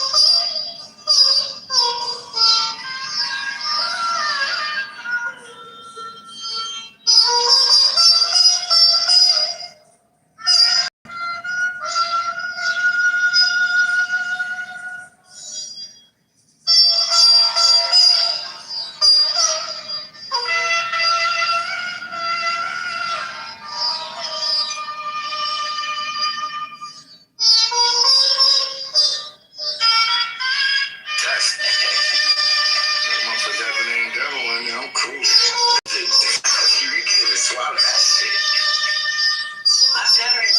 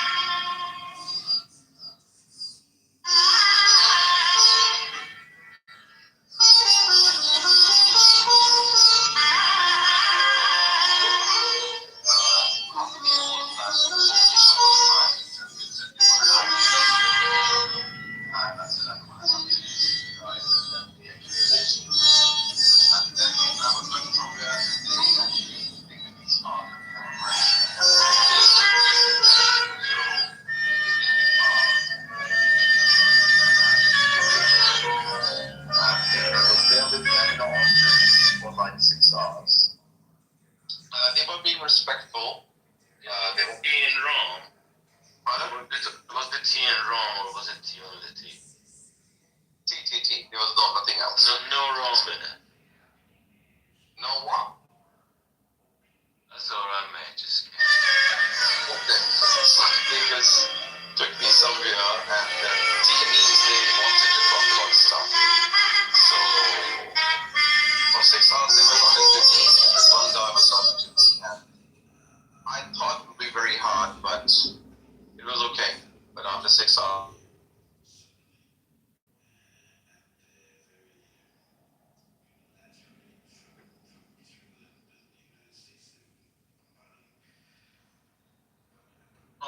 is one of the few countries that falls into either square.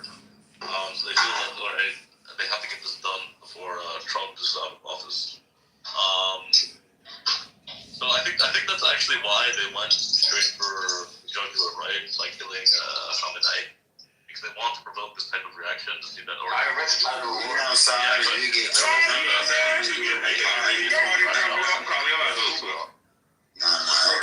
but she don't have I gotta make sure she gets home safe. Damn, you would have dropped me off?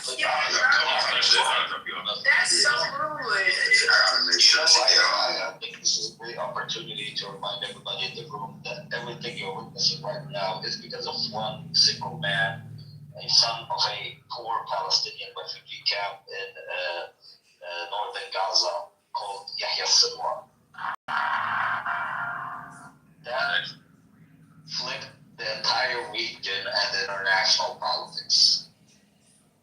One Palestinian man. I think the Jews are going to remember that name for centuries to come. Ain't that right, Caleb? So what do you think about that? Well, I mean, I don't know if they'll remember more specifically, but yeah, this is going to be like the end. This is the beginning of the end for them. Really. And I don't say this to like, be sentimental or even to rub salt into the wounds, but when you look at the reckless, desperate, and extreme measures that Israel has been going through over the past 1.5 years, this is not the sign of a country that's in control of its own government. It's the sign of a country that's this is our last salute. We have to get these things done. Hopefully, things will work out. These guys are afraid. I would say, yes, the Mars Plan is in control of their. Basically, yeah. basically rage-baited them into a crash out. Not just that, he said it in his speeches. Like, I wish I could bring you a translated version. He said, I see it. He said literally, I see it with my own eyes. The entire region is going to burn, and the entire world.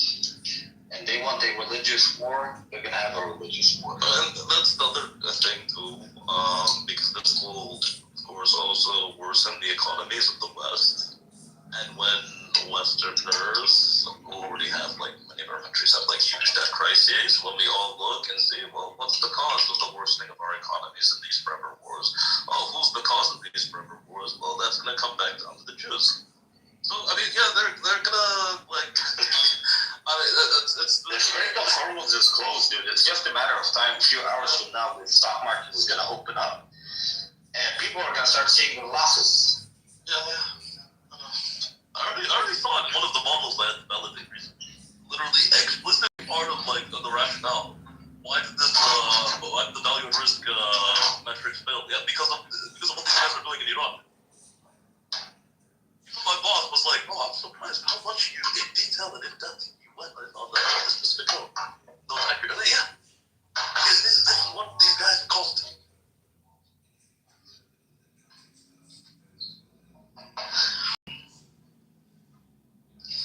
The Jews are gaining nothing but more animosity.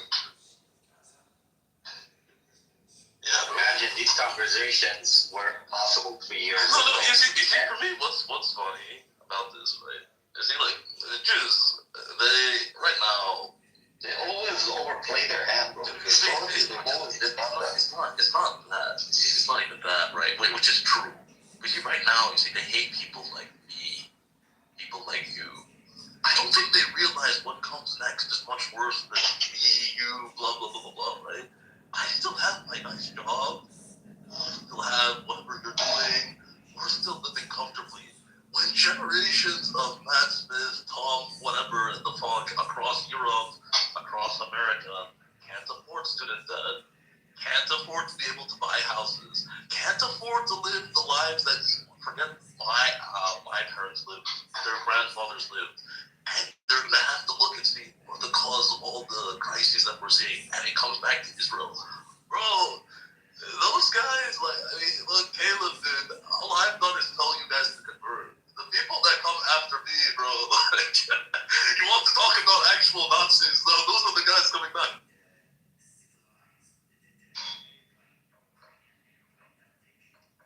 I mean, may we see the day. Here we have an Iranian patriot. Come on, Batman, tell us how the regime is gonna fall. Because all I'm seeing is American bases and Israelis getting hit. And I don't see Iranians on the streets demanding that the IRGC leave the country. Actually, I saw millions of Iranians on the streets mourning the death of Khamenei. The amount of propaganda, the amount of propaganda that has come out, he left, but we still have no money on the zero. Bro, my dog is in mourning right now, and she was kicked out of the country by this one. Yeah, bro, I saw I sent you the videos. Did you see them? I saw. Millions of Iranians on the streets mourning the guy. And these fuckers keep telling us, no, the Iranian people want them gone. We wanna wear bikinis on the beach, and we wanna put our tits out. Nah, bro, that's not Iran.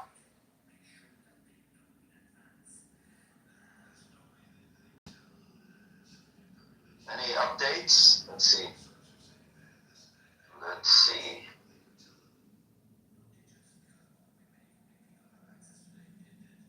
The 3 American dead soldiers died at the Kuwaiti and the American base in Kuwait.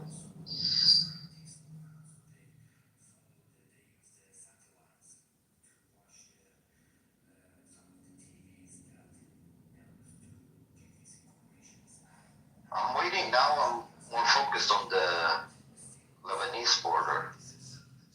Oh, look at Pahlavi. My heart aches for the 3 American heroes killed at the 500. Motherfucker! The Israelis killed 100 Iranian girls. Did he even condemn that? Did he condemn that? Bro, do these people are cocks. He's mourning the death of 3 American soldiers, and all the while over 100 young Iranian girls got hit while they were in school. And as much as these stupid fucking Pahlavi cocks come out into clubhouse rooms and make stupid fucking claims, always baseless claims, they claim, oh, the IRGC did. Motherfucker, even the Western media is saying it was an Israeli rocket. The Guardian, BBC, CNN, everybody's saying it was an Israeli rocket. Miguel, are you in the bunker? Tel Aviv, boom, boom, Tel Aviv, boom, boom. Well, I mean, we can never celebrate death, but yeah, no, these guys, yeah, they did kill a pregnant woman. There was a 16-year-old as well. So, yeah, they're satanic people. There's no other way of putting it, you know. It's also not just what they do; it's also the denial and obfuscation. Oh, it was the IRGC. How the fuck? Why the fuck would the IRGC not take so seriously? Well, let's be rational here. Oh yeah, the Baptist hospital misfired Hamas rocket. We've seen Hamas rockets when they land; they don't do that type of damage. How did you level the whole? Where did they get the explosive power to level the whole hospital? Only the Israelis have done. I'm not Somali. Oh, I need to take a look.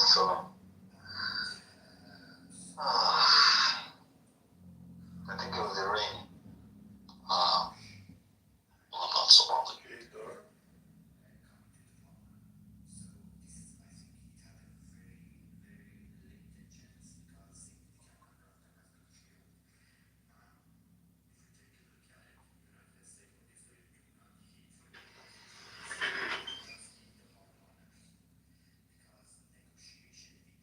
Yo, bro.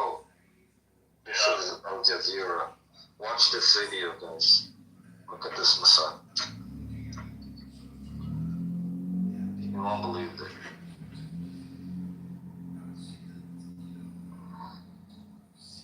I wish Igal was in that building. Oh, we have an Indian Zionist. Come on, Cowbower.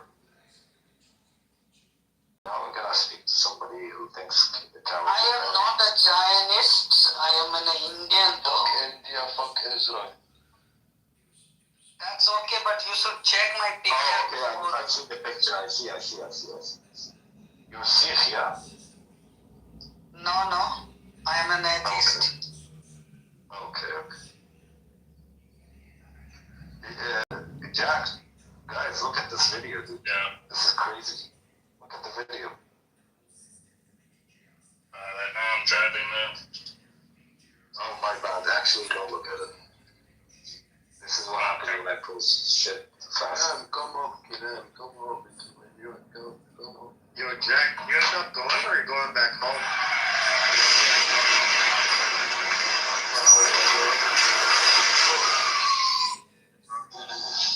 Come up, Tim. You need everywhere, dog.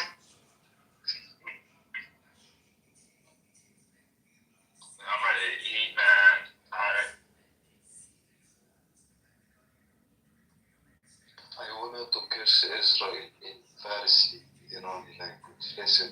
Kosnanat Netanyahu, Koskosh Netanyahu, Bukhoresh Israel, Bukhor.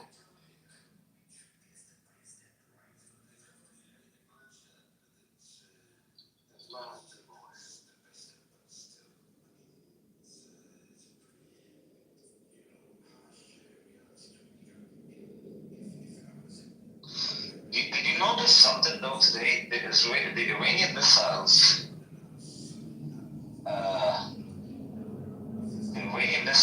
are reaching in larger numbers and faster. I suspect it has something to do with bombing the American radars in the Gulf. Because if you look at the amount today and the efficiency today is much higher than yesterday and much higher than the 12-day war.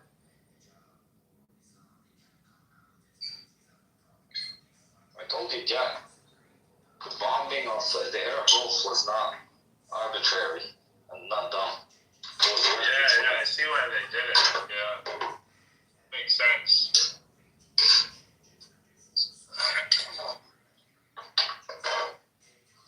Well, you know what? It's just fascinating. For the first time, the Gulf people are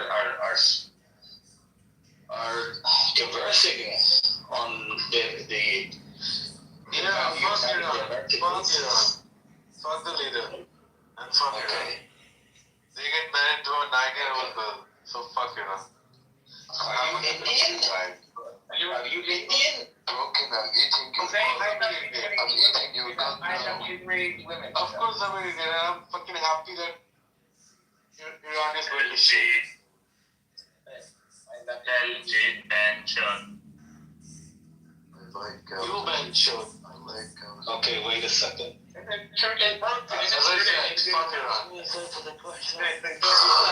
Fuck you, fuck Hinduism, and fuck the cow that you bow to, motherfucker.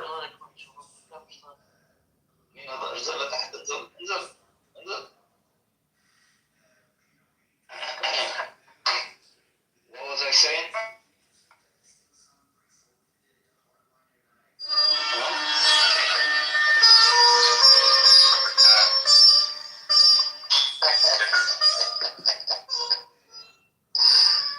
Sorry.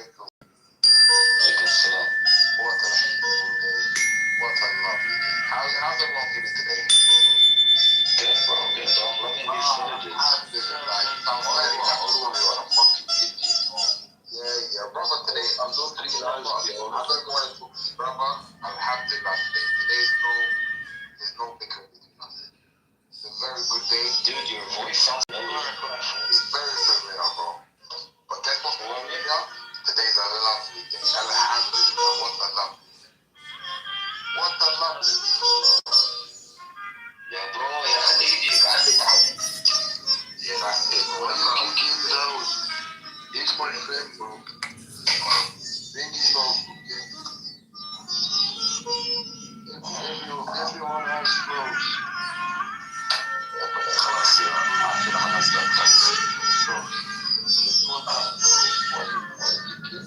Shut up.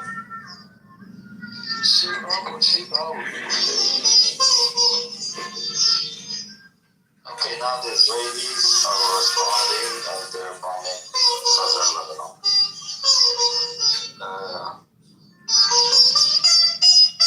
CNN said the Pentagon is investigating how the Iranian drone was able to penetrate the defense system that the American base quit.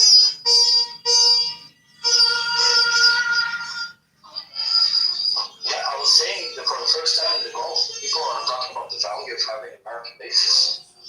The people are not happy, dude. These people are like, motherfuckers, we did not go into war with Iran. We pay you to protect us, and now you are a liability. I suspect that this really spirals out of control. They're gonna kick their asses out. So I don't know what the fuck the Americans have gained out of all of this fucking stupid waste, dude. Stupid.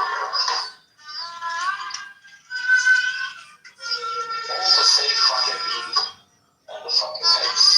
Well, I hope it is fucking working. Idiots. These motherfuckers don't understand that they gain more by stabilizing the region. They gain more by allowing the region to prosper and to develop and to grow. They gain more by having Gulf investments in other economies. And France, and the UK, and Germany, and the US. But no, what the fuck did the Jews ever do, you motherfuckers? What did the Israelis ever do? They take from you.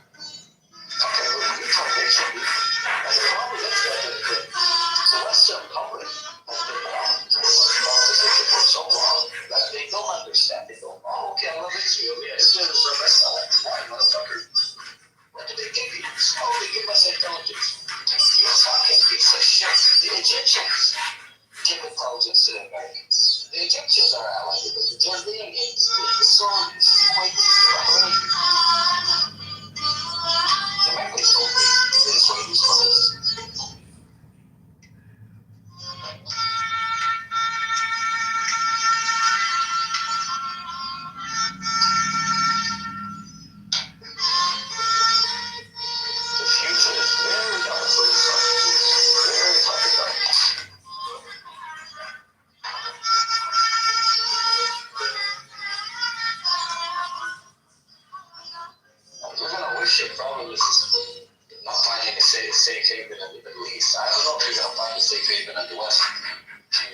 to be decades from now. Fucking idiots. All because they wanted to fucking take over land until they found it.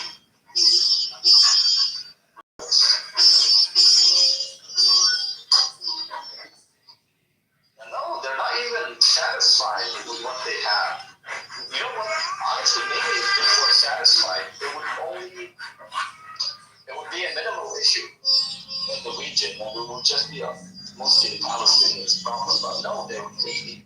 They want to take more land. They want to take Lebanon. They want to take Syria. They want to take Jordan. They want to take parts of Egypt.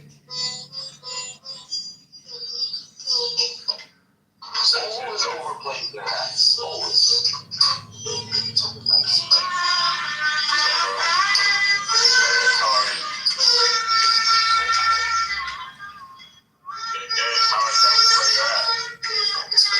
Mike, are you or Susan, are you safe? Is your butthole okay? You're not in a bunker, right? Don't worry, I'm going to come in.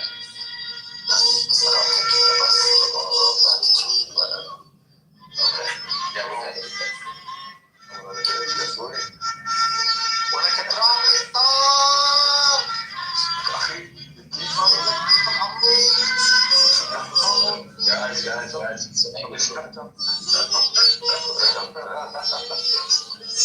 I'm here with the Palestinians because I am one of them. I'm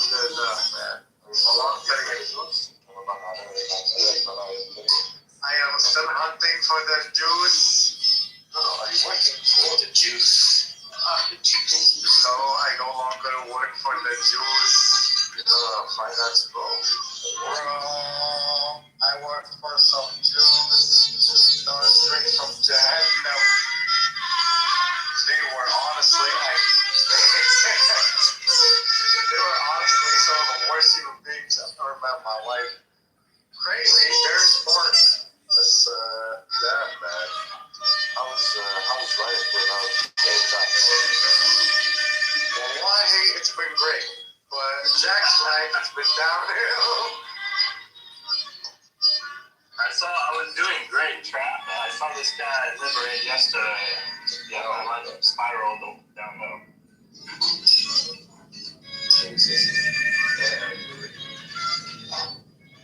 Nah, man. I miss having them around.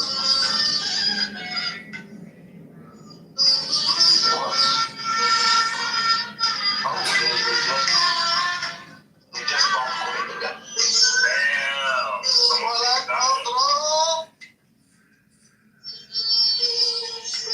The Israelis are bombing Lebanon.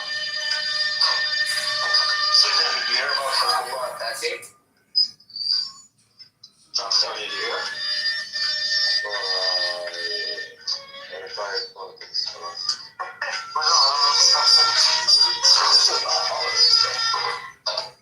This is a war. This is a war. And you're right in the middle of that.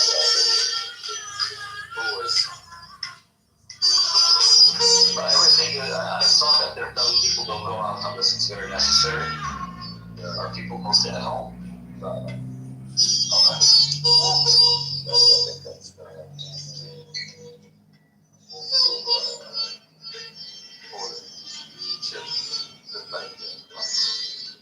Why? You should have moved there. Just make it move there, bro. That's fucking tight.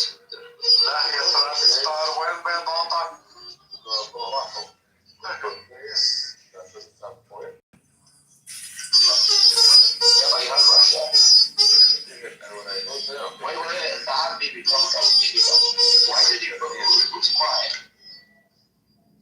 Who's crying, Bibi? Come on, tell me who's crying. All I see is rockets falling on Tel Aviv and Haifa and Jerusalem, so I'm not sure who's crying. How do you see that? I think your people are crying. We're not crying. We're not crying. It's the sacrifice we take to get rid of pedophiles. Okay, where are the Israelis? Why are they? You already went to do catch the missiles. There's no white. What do you want them to do? To catch missiles? Oh, so okay. Then why you don't have coverage in the bunkers? What are you talking about? So are you talking about, how about the people that are in Jerusalem, the Palestinians that are in Jerusalem that are also getting hit? Yeah, they would be. They would be. You're not upset about that? No, they're not even upset about it. Okay. But maybe. But why are you laughing about it? So was it worth it? But why are you laughing about it? Yeah, it is. So wait, hold up. You took out Saminai, and tomorrow morning, I promise you, by tomorrow or Tuesday at the most, they're gonna appoint a new Supreme Court. Bro, you don't even know like what's white and what's black anymore. Like last week, you were saying how it's so important that the IRGC stays in power.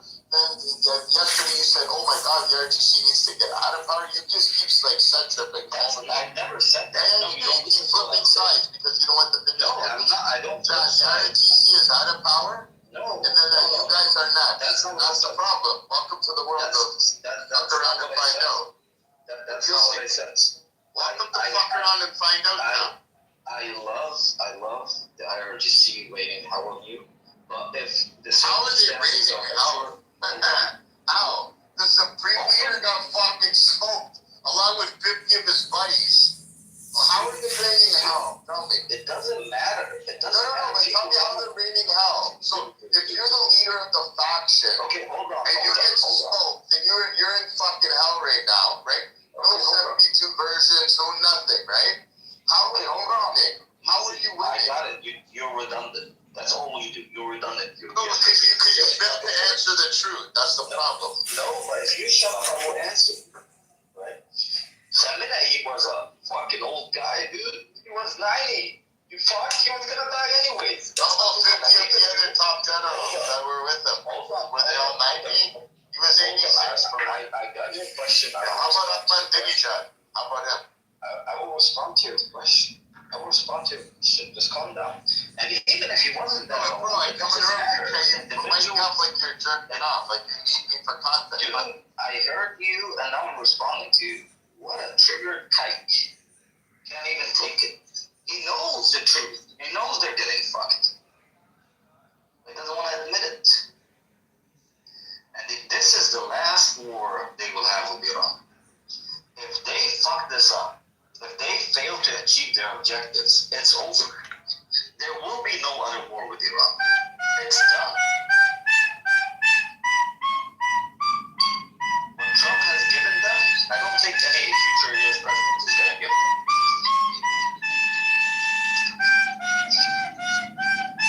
Fucking idiots! Miguel, why don't you have Wi-Fi in the bunker?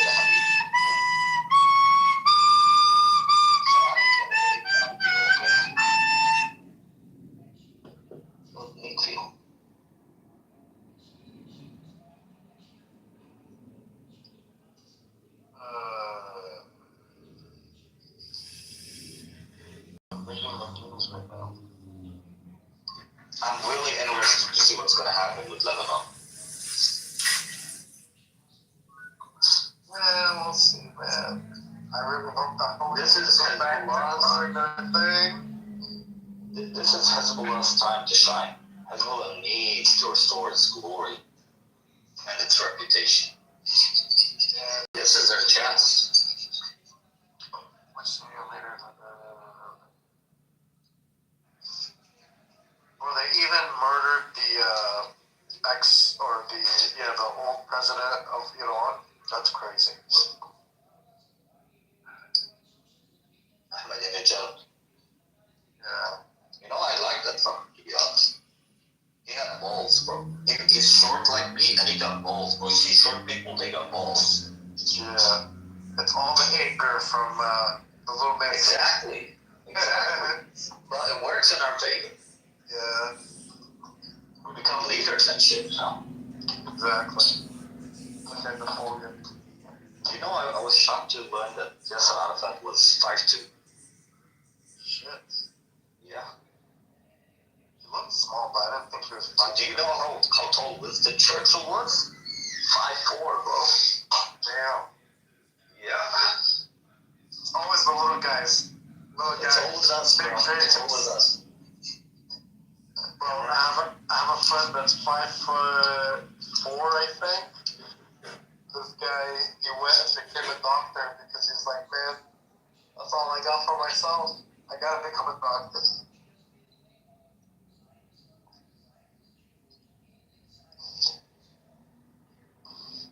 When Susan, Come on, Steven.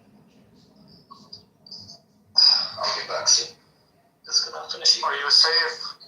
Are you safe, Susan? Yeah. Şu an desir Rooney. Şu coffee shop's at a store. That's it? Oh, well, a casual missile just flies by? Yeah, it's not that. Okay, that's good.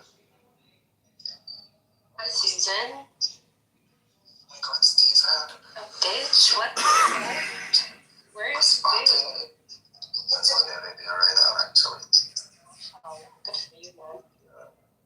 A step up from San Francisco? No. Oh, as it should be. Well, Yeah, how are you been? I've been okay.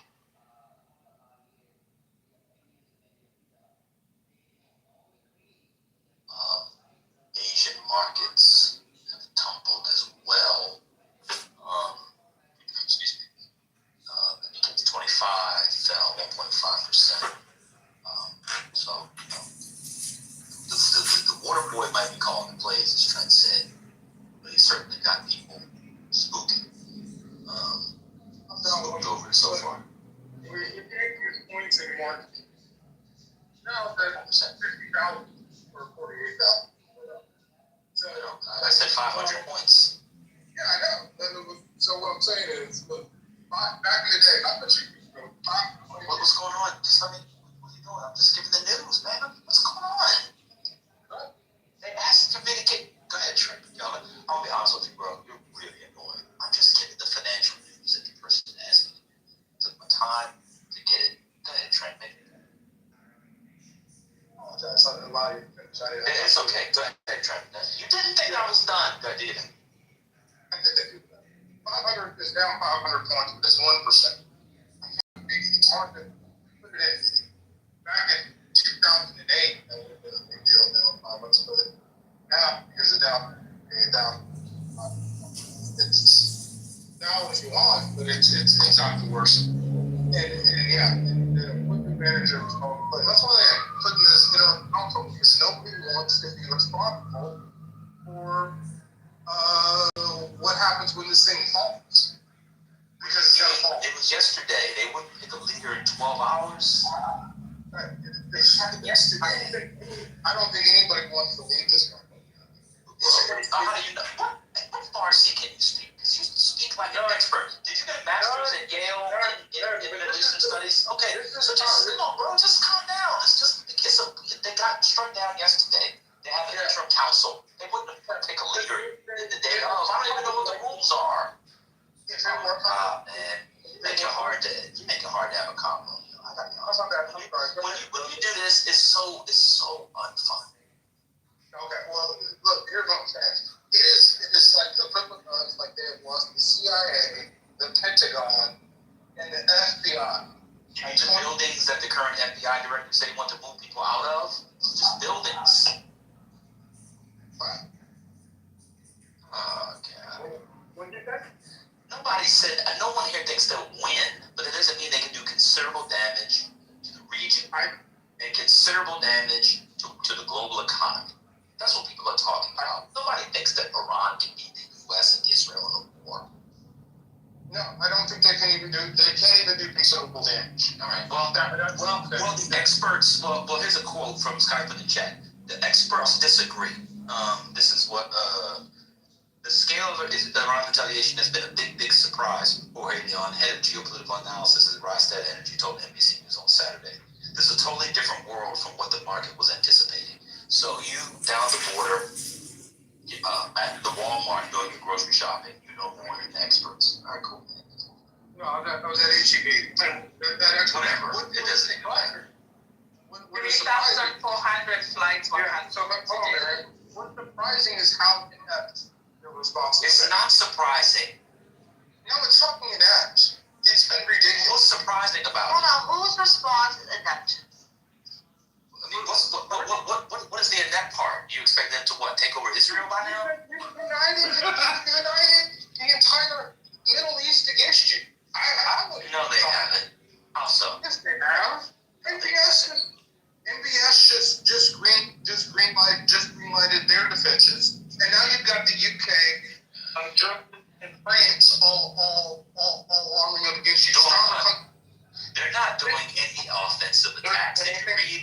free statement? Did you read it?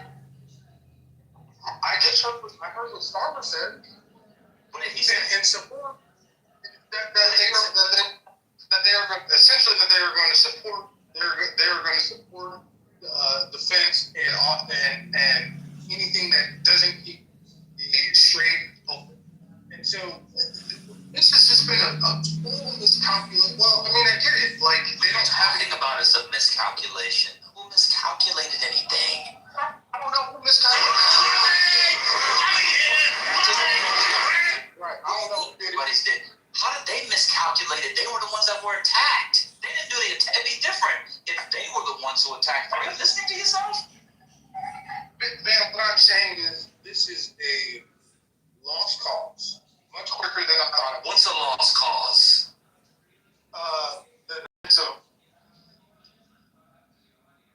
This is ridiculous. That's ridiculous. They've done next to zero damage. That's not true. Okay, what? How many flights have been canceled? How many flights have been canceled to our hospital? No, to the region, not to a run. All right, mute up, Trent. Am I the only one with red or? Just mute up, Trent. Just mute up. Let other people speak. We'll let other people speak. Just let other people speak. It's all right. Yeah, okay. I'll retract my question. I'll retract my question. I'll retract my question. Yeah, exactly. You don't know what I'm talking about. What about the shipping that has ceased? Are you following the markets that have closed? Are you actually following it? Or just like on Twitter looking at explosions? No, like we're on oh my God, they're blowing up buildings. They're blowing up buildings. Oh my God, they're blowing up buildings. All right, yeah, we get it. They're blowing up buildings. Trent, you're really dealing with this. Sorry, man. How are you dealing with this guy? So he's so dense, obtuse, to say the least. This is like, do you know the significance, the straight of, it doesn't matter. It doesn't matter. do you know how many, tell me, so how many ships, how many vessels have been stopped? He doesn't know. 7,000, and it counts for 25%. Does he know where the Strait of Hormuz is? You know where it is. The map of the region. I definitely know where the Strait of Hormuz is. Yeah, but do you? Most of that oil, if you let me finish, look, most of that oil goes to China. No, it does not. Just listen. I think it's okay for you to listen. Most of the oil that goes to the Strait of Hormuz goes to China. No, it does not. I need a neck brace right now. It's neck breaking speed. So look, they're allowing the Russian and Chinese ship. Last I heard, they're allowing the Russian and Chinese ship. And 7,000 have been stopped. Of whom exactly? Of which countries does it affect? Our allies, right? Say that again? Yeah. Well, it's a bunch of oil reserves before this shit all went down, so they'll be alright. Honestly, this is honest. Trent, you have to Does the United States have no airlines in Asia, for example? This is getting worse. I know. So here is the thing, Trent. Shipments are stopped. Shipments into the region, out of the region. All the countries there that are also allies are affected. Okay. Secondly, flights.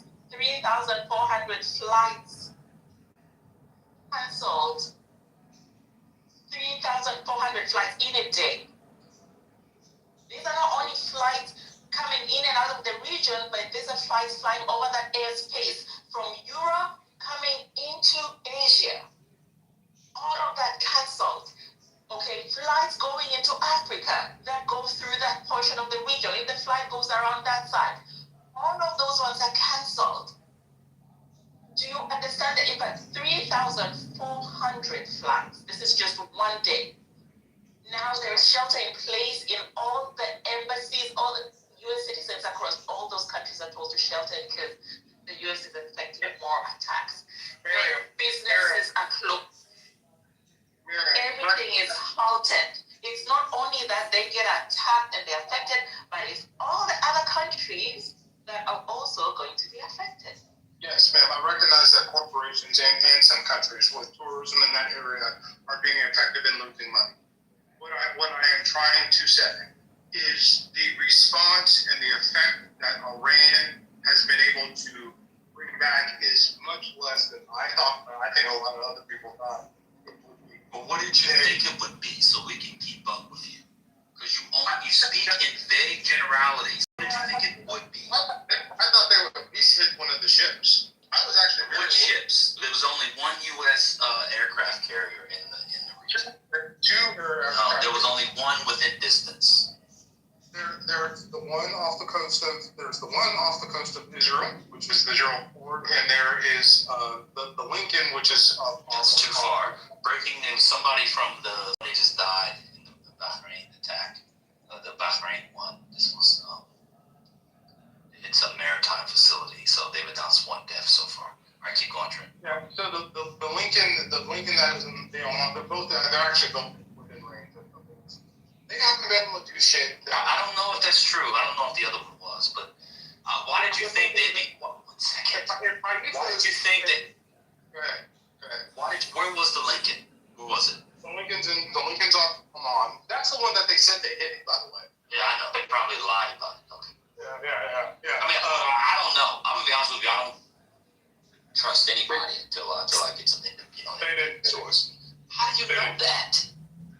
CENTCOM said that they didn't hit it. I mean, because the picture that they put out of it was AI of it burning. I mean, it's a whole bunch of bullshit. So both carrier fleets are within range. Okay, let's just.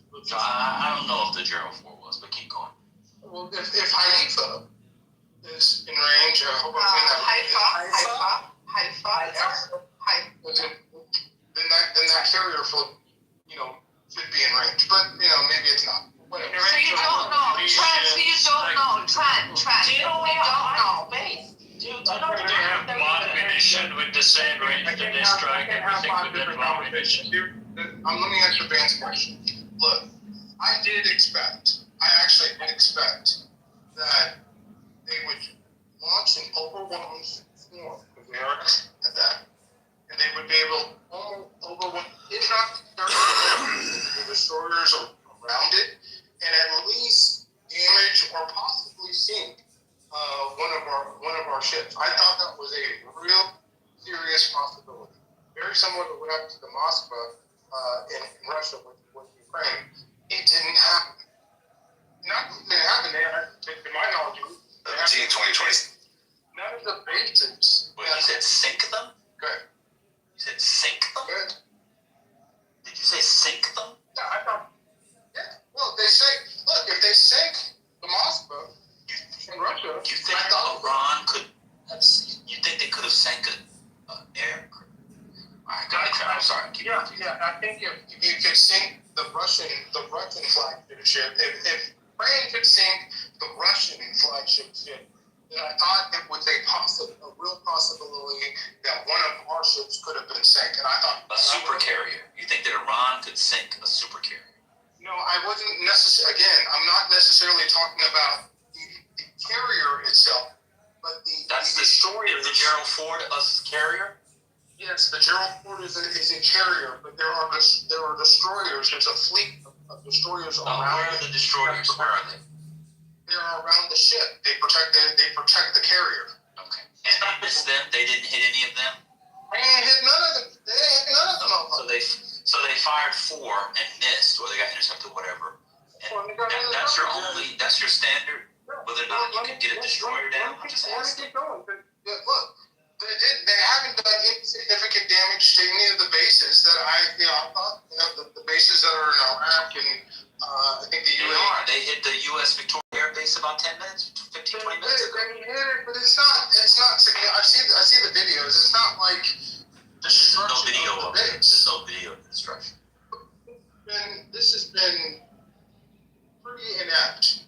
So I got you. So because you haven't seen what you wanted to see in the first 24 hours, there's someone at the water boy is carrying the thing. Okay.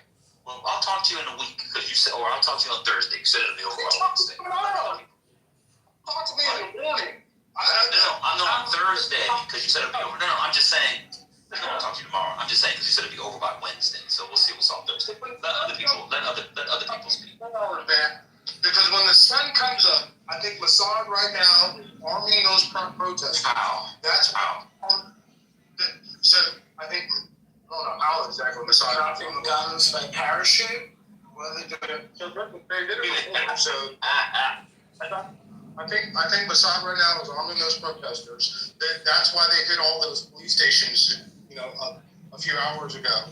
The sun is getting ready to come up in Tehran, and I think we're going to see mass The sun has passed away. Right. What? So when the compound was hit, Iranian state media has now said that it was his grandchild, his son-in-law, daughter, and he's got 4 sons, 2 daughters.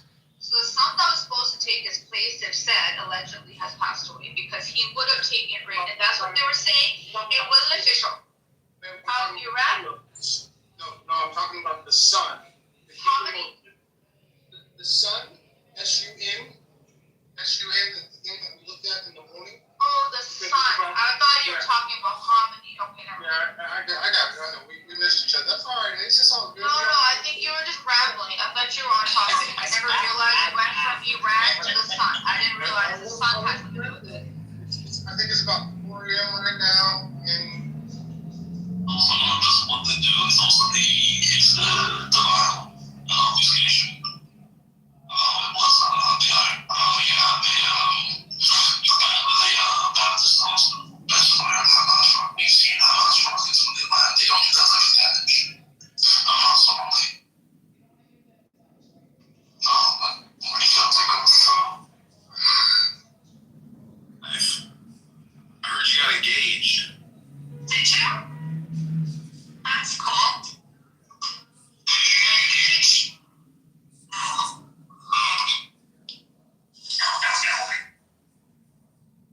We'd have revolution, but it turns out that there are hundreds of billions of dollars a year being billed by fraud. So they just want to get their pension payment and get their monthly salary and do it again. He did it with an F-16 and an A3, B3, C-17, 10,000. Put into an oil barrel to put into a storage container.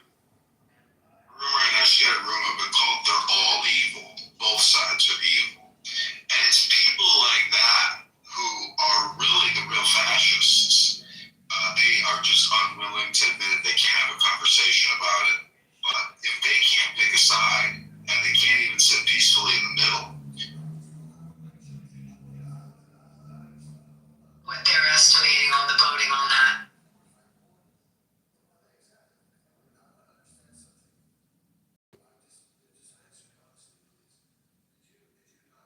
He did it with an F-16.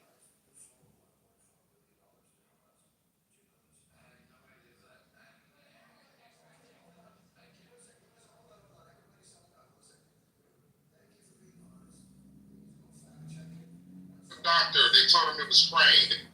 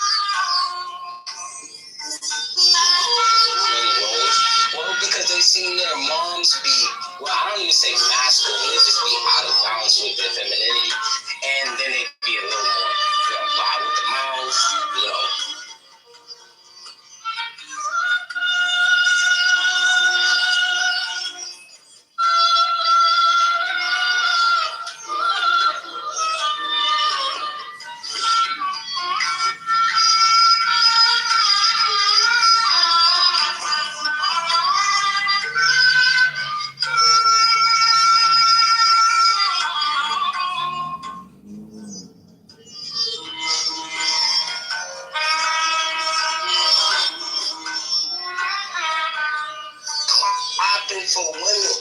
You never heard his dad.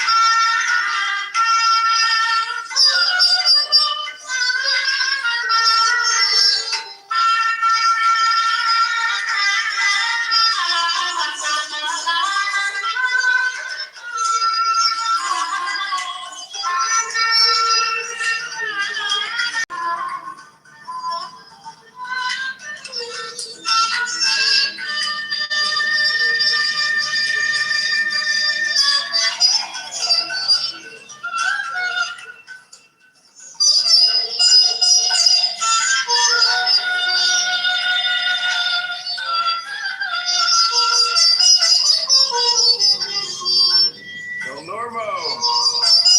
Ribono Shalom.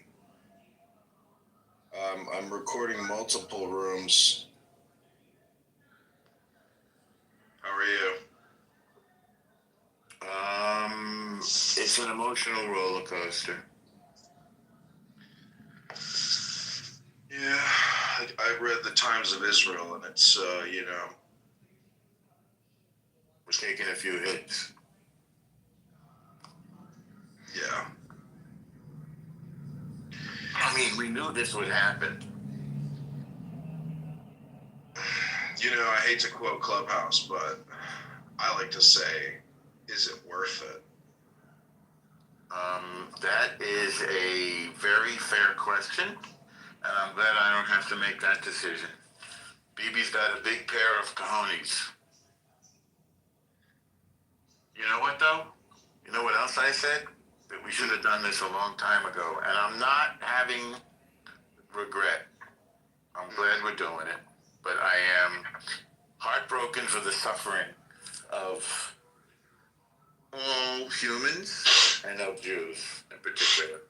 So what are your predictions on the, I guess you could call it the analog even, but, Drudge there's a headline saying Putin is quoted as saying, "You've untied our hands." What does that mean? I think he's going to probably make a move. He's got his resources focused on Ukraine. So maybe he thinks he's going to escalate Ukraine.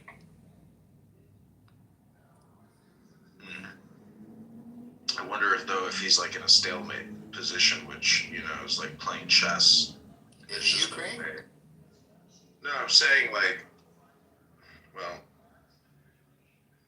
me see what it actually says, but I think Drudge Report is like, basically, I don't know if you know anything about Matt Drudge, but this is he was right, then he was left. Well, he doesn't own the site anymore. Okay. He cashed out. Yeah, I think he's a gay guy. Yeah. But who cares? Well, it's basically, such an impressive distributor of information still to this day. It's a top news site. So, it's just important to know just how important it is as like the news source, or what you could call an oracle in a way. It's a little bit like quantum physics, where they, if the medium is the message, then whatever Drudge is saying is the message. And there's a picture of Marco Rubio even, everybody's chronically checking Drudge. So in a way, they act as like the creator narrative distribution for all the other MSM channels. So it's so important to always remember how important, the top 3 news websites are in terms of like what's actually happening. Or meaning like, what's the propaganda? Very big strikes on Tehran and now on Beirut and Hezbollah. You probably know this. So,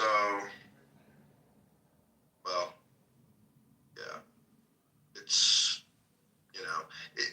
what's crazy to me is there's like nothing new under the sun. Everything is the way it's always been. And this is not new.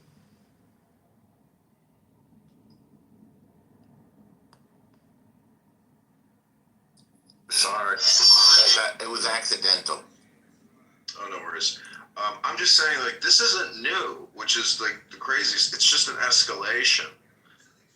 Like, we like to think it's new, but the truth is there's nothing new. I mean, it's escalation. And so Modi is messaging Netanyahu on X saying, please de-escalate as soon as possible. And Netanyahu was on a rooftop in Tel Aviv saying, I have given the directive to continue the assault, And anyways, I'm recording all the rooms. And what's interesting is somebody pointed out yesterday that, the guy Matthew in his, he's Iranian or whatever, he was a pro-Khomeiniist. Do you know who I'm talking about, Matthew? No. You don't know him? Well, I think it's called like the Brothers or something like that. But Brothers of Purity? No, the Brothers of the something. But Narges was in the group. You know Narges, right? I just yelled at her for about 20 minutes and then I apologized. You missed it. No, I recorded it. You heard me? I heard a brief, but the thing is, I'm trying not to like actually listen to anything. I'm trying to record it all. You know, like I saw you in the room, but I just shut the door in the recording studio and walked out of that room.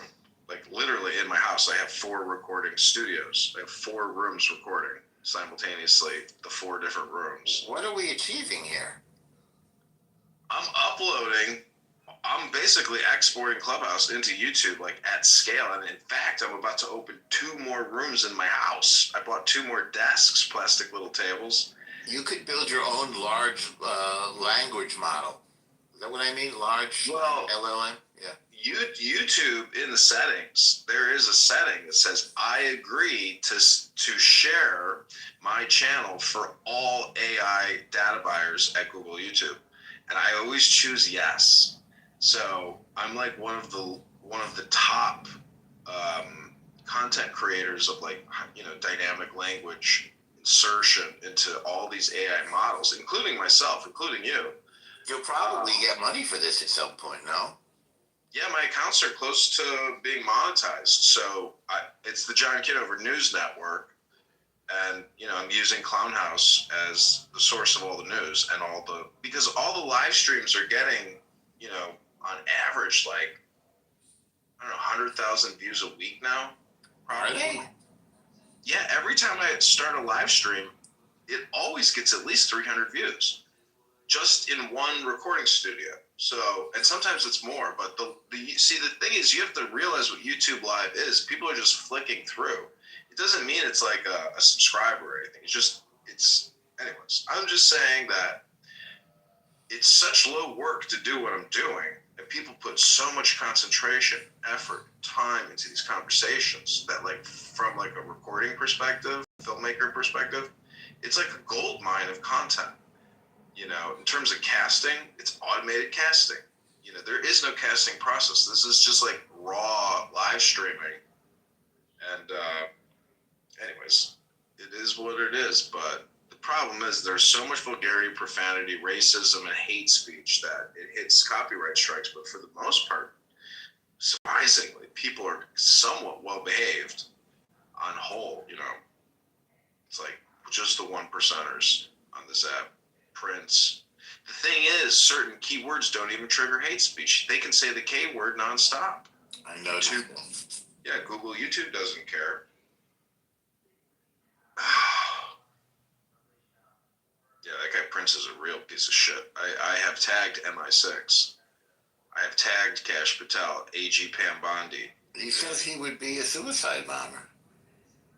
Yeah, he was screaming, "There will be blood of the Jews in the streets of Tel Aviv," screaming that, him and Mikhail. And then Mikhail in another room, talking to an African-American and using the N-word right in front of that, like, nonstop. They do that. They are psychologically unbalanced. It's intense. And Narges sits in these rooms with them. I said to Narges, I'm like, is everything okay in your life? Like, how's your mental health? How much time? Like, what are you accomplishing? You're here all day long. I don't know. It's like... She's a smart person, too. I don't know. But I think we're all getting infected by some sort of mental affliction. Well, even Narges admitted, she's like, I'm sorry. Like, I'm very angry. I'm very sad. We apologize to each other.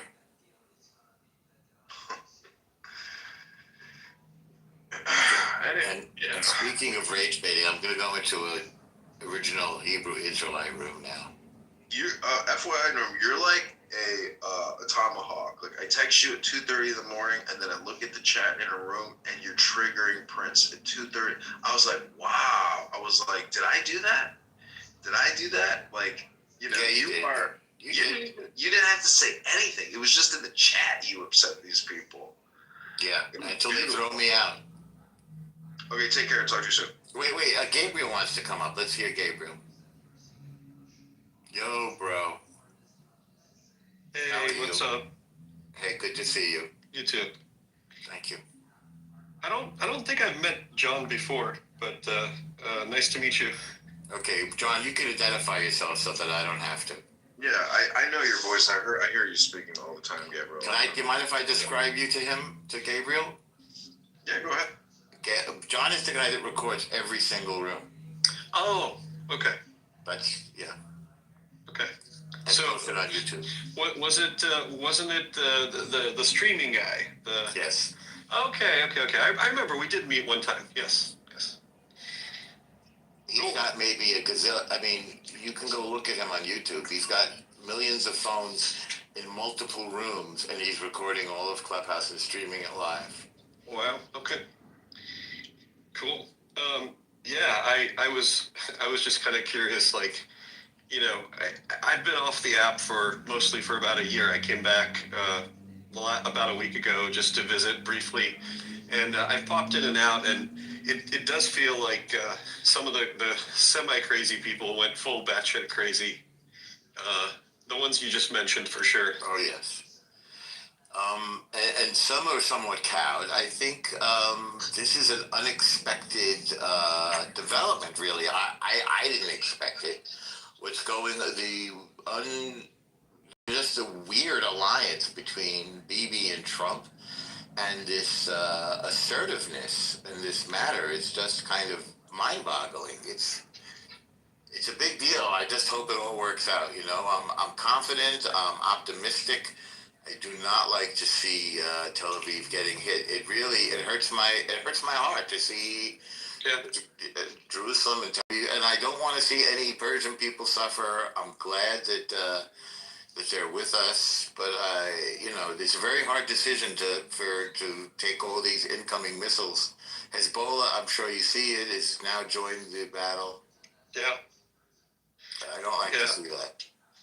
Yeah, no, it's definitely terrible, and it's suffering and PTSD for, hundreds of thousands, maybe millions of kids. But on the other hand, it's also probably the safety and peace of mind of not just the Iranian people and the Israeli people, but the Lebanese and the Syrians and actually the Iraqis and all the other countries and heck, it's the Yemenis as well, because these are all the places where the tentacles of the regime extended, So it's, with the regime gone, it's all those peoples have a much better chance of living peacefully. I agree. But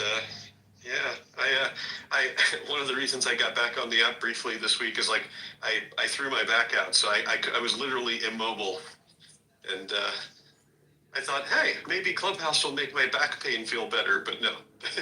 No. A yoga strap or just like a rope to lay on your back and pull on your hamstrings and take deep breaths. Mm-hmm. Yeah, it's a good idea. For me, it was the psoas, and like if you mess up your psoas, the minute you try to walk, it fucks up the other side of your back. So it's it'll take another week or two till I'm like, right now I'm walking outside very briefly. I'm feeling better. A week later, I've been taking like muscle relaxants, which knock me out and force me to sleep a lot longer than I normally do. But that's actually probably good for me. Very regenerative. Yeah. I had like a week of 8.5 to 10.5 hours of sleep every night. So it's been great.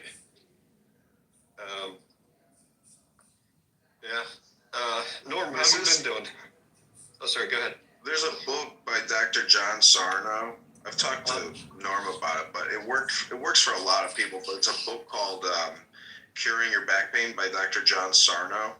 And just reading it and creating those new neuropaths in your brain actually reduce pain and inflammation. I know it sounds crazy, but the book explains back pain from like a psychological perspective. Yeah.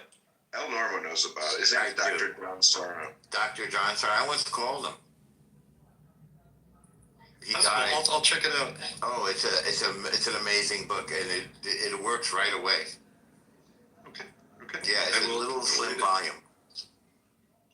was literally sitting in a hot tub reading it, and I would say my back pain went down at least like 40% after even just reading it. I was like, this is crazy. I was like, a lot of the pain is gone, and I'm contemplating what he's talking about in the book, and I'm just like, is that possible? That this is why like I'm experiencing like pulsating back pain like constantly? And it like significantly goes down because it's like the brain does actually cause like, pulsating, pain in the body. Mm-hmm. It's like the brain subconsciously does it because it's, according to the theory in the book, it's trying to distract you from stress, anger, rage, sadness, grief, all the negative like psychological settings that your brain can be put into. That actually makes a lot of sense. I just lost a good friend, who, an older gentleman who passed away, unfortunately, alone, without me, without other people close to him, without his family. He died alone, and it was tremendously upsetting to me. And of course, I was replaying what I could have done differently, or how I could have been there, because you never know when someone's going to go, right? And so I was like literally preparing for a long road trip to come visit him, and I missed him. And so I felt tremendous guilt, and, in the middle of a lot of work transitions and things for myself. So yeah, I could totally see how all of that stress could have turned into something like that. Yeah. It's like, physical conditions. But anyways, just reading the book, it's just because it's like you're programming yourself. It's basically dialectic therapy is really what the book is successful at achieving. Okay. It's John Sarno. I think. Yeah, Sorry, it's say that again? Dr. Sarno, yeah. Okay. Okay, and the book is called, what's it called again? It's called Healing Back Pain. It'll come right up for you. Okay, great. I'm going to grab it. Yeah, it's good.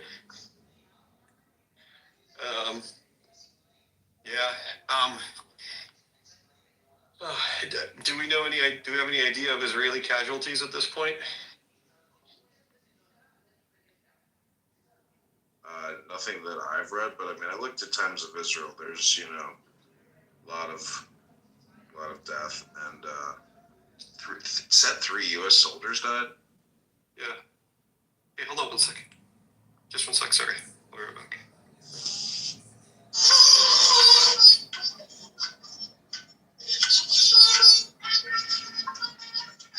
Caleb, welcome. Caleb, I'm listening to a transcendental meditation music, and it's in Israel. Like, the Maharishi did a lot in Israel, I guess, because it's called TM Tel Aviv on YouTube, and it's a beautiful channel, and it's nonprofit in Tel Aviv, I assume, but it's called Transcendental Meditation. The YouTube channel is TM Tel Aviv. It's got 20,000 subscribers and 900 videos. Lots of lectures by Maharishi. A lot of lectures by Maharishi. Like whoever created. I guess it's a Jewish guy. Here we go. This is him.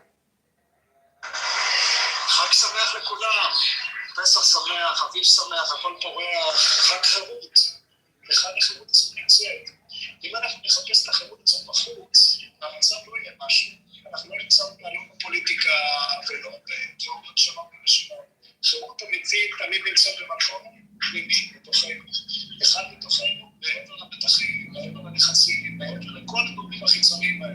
כדי לחמוד את המקום הזה שהוא כמה חופשי בתוכנו, צריך פשוט ללכת פנימה, לתרגל מדיטציה, לעשות את כל הבלגן החיצוני הזה, מקום שהוא שקט, שהוא רגוע, וברגע שאנחנו חווים את המקום הזה בתוכנו, לא משנה מקום בחוץ, לא משנה איזה בלגן משהו להתרחש בחוץ, אנחנו נרגיש את החופש הפנימי הזה.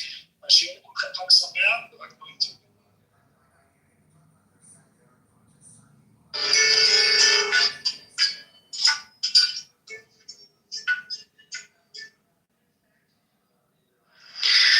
שלום לכולם, שמי מוטי שפי, אני מורה מדיטציה טרנסצנדנטלית הרבה מאוד שנים. זו שיטה מאוד פשוטה, מאוד טבעית, חסרת מעמד, שמאפשרת לגוף לקבל מנוחה מאוד עמוקה, וברגע שאנחנו מקבלים את המנוחה העמוקה הזאת, מתחים ולחצים, שיושבים עמוק במערכת העצבים שאנחנו יכולים להשתחרר. ברגע שמתחים משתחררים, החיים נראים אחרים. אז אני פונה כאן לאנשים שהם מפוני עוטף עזה, ומעוניינים לבוא למדיטציה טרנסצנדנטלית ללא תשלום. זה קורס שכולל 4 פגישות ב4 ימים עוקבים. פגישה ראשונה היא 1 על 1, עכשיו בקבוצה קטנה. אני מתחיל קורס כזה ב-29 לחודש, במרכז שלנו בתל אביב, שזה ליד עזריאלי. אלו מכם שמעוניינים, מתחיל את הקורס, שלחו לי מסר כאן, ואני אשמח לדבר אתכם. אז שיהיו רק דברים טובים, ולהתראות בינתיים. ביי ביי.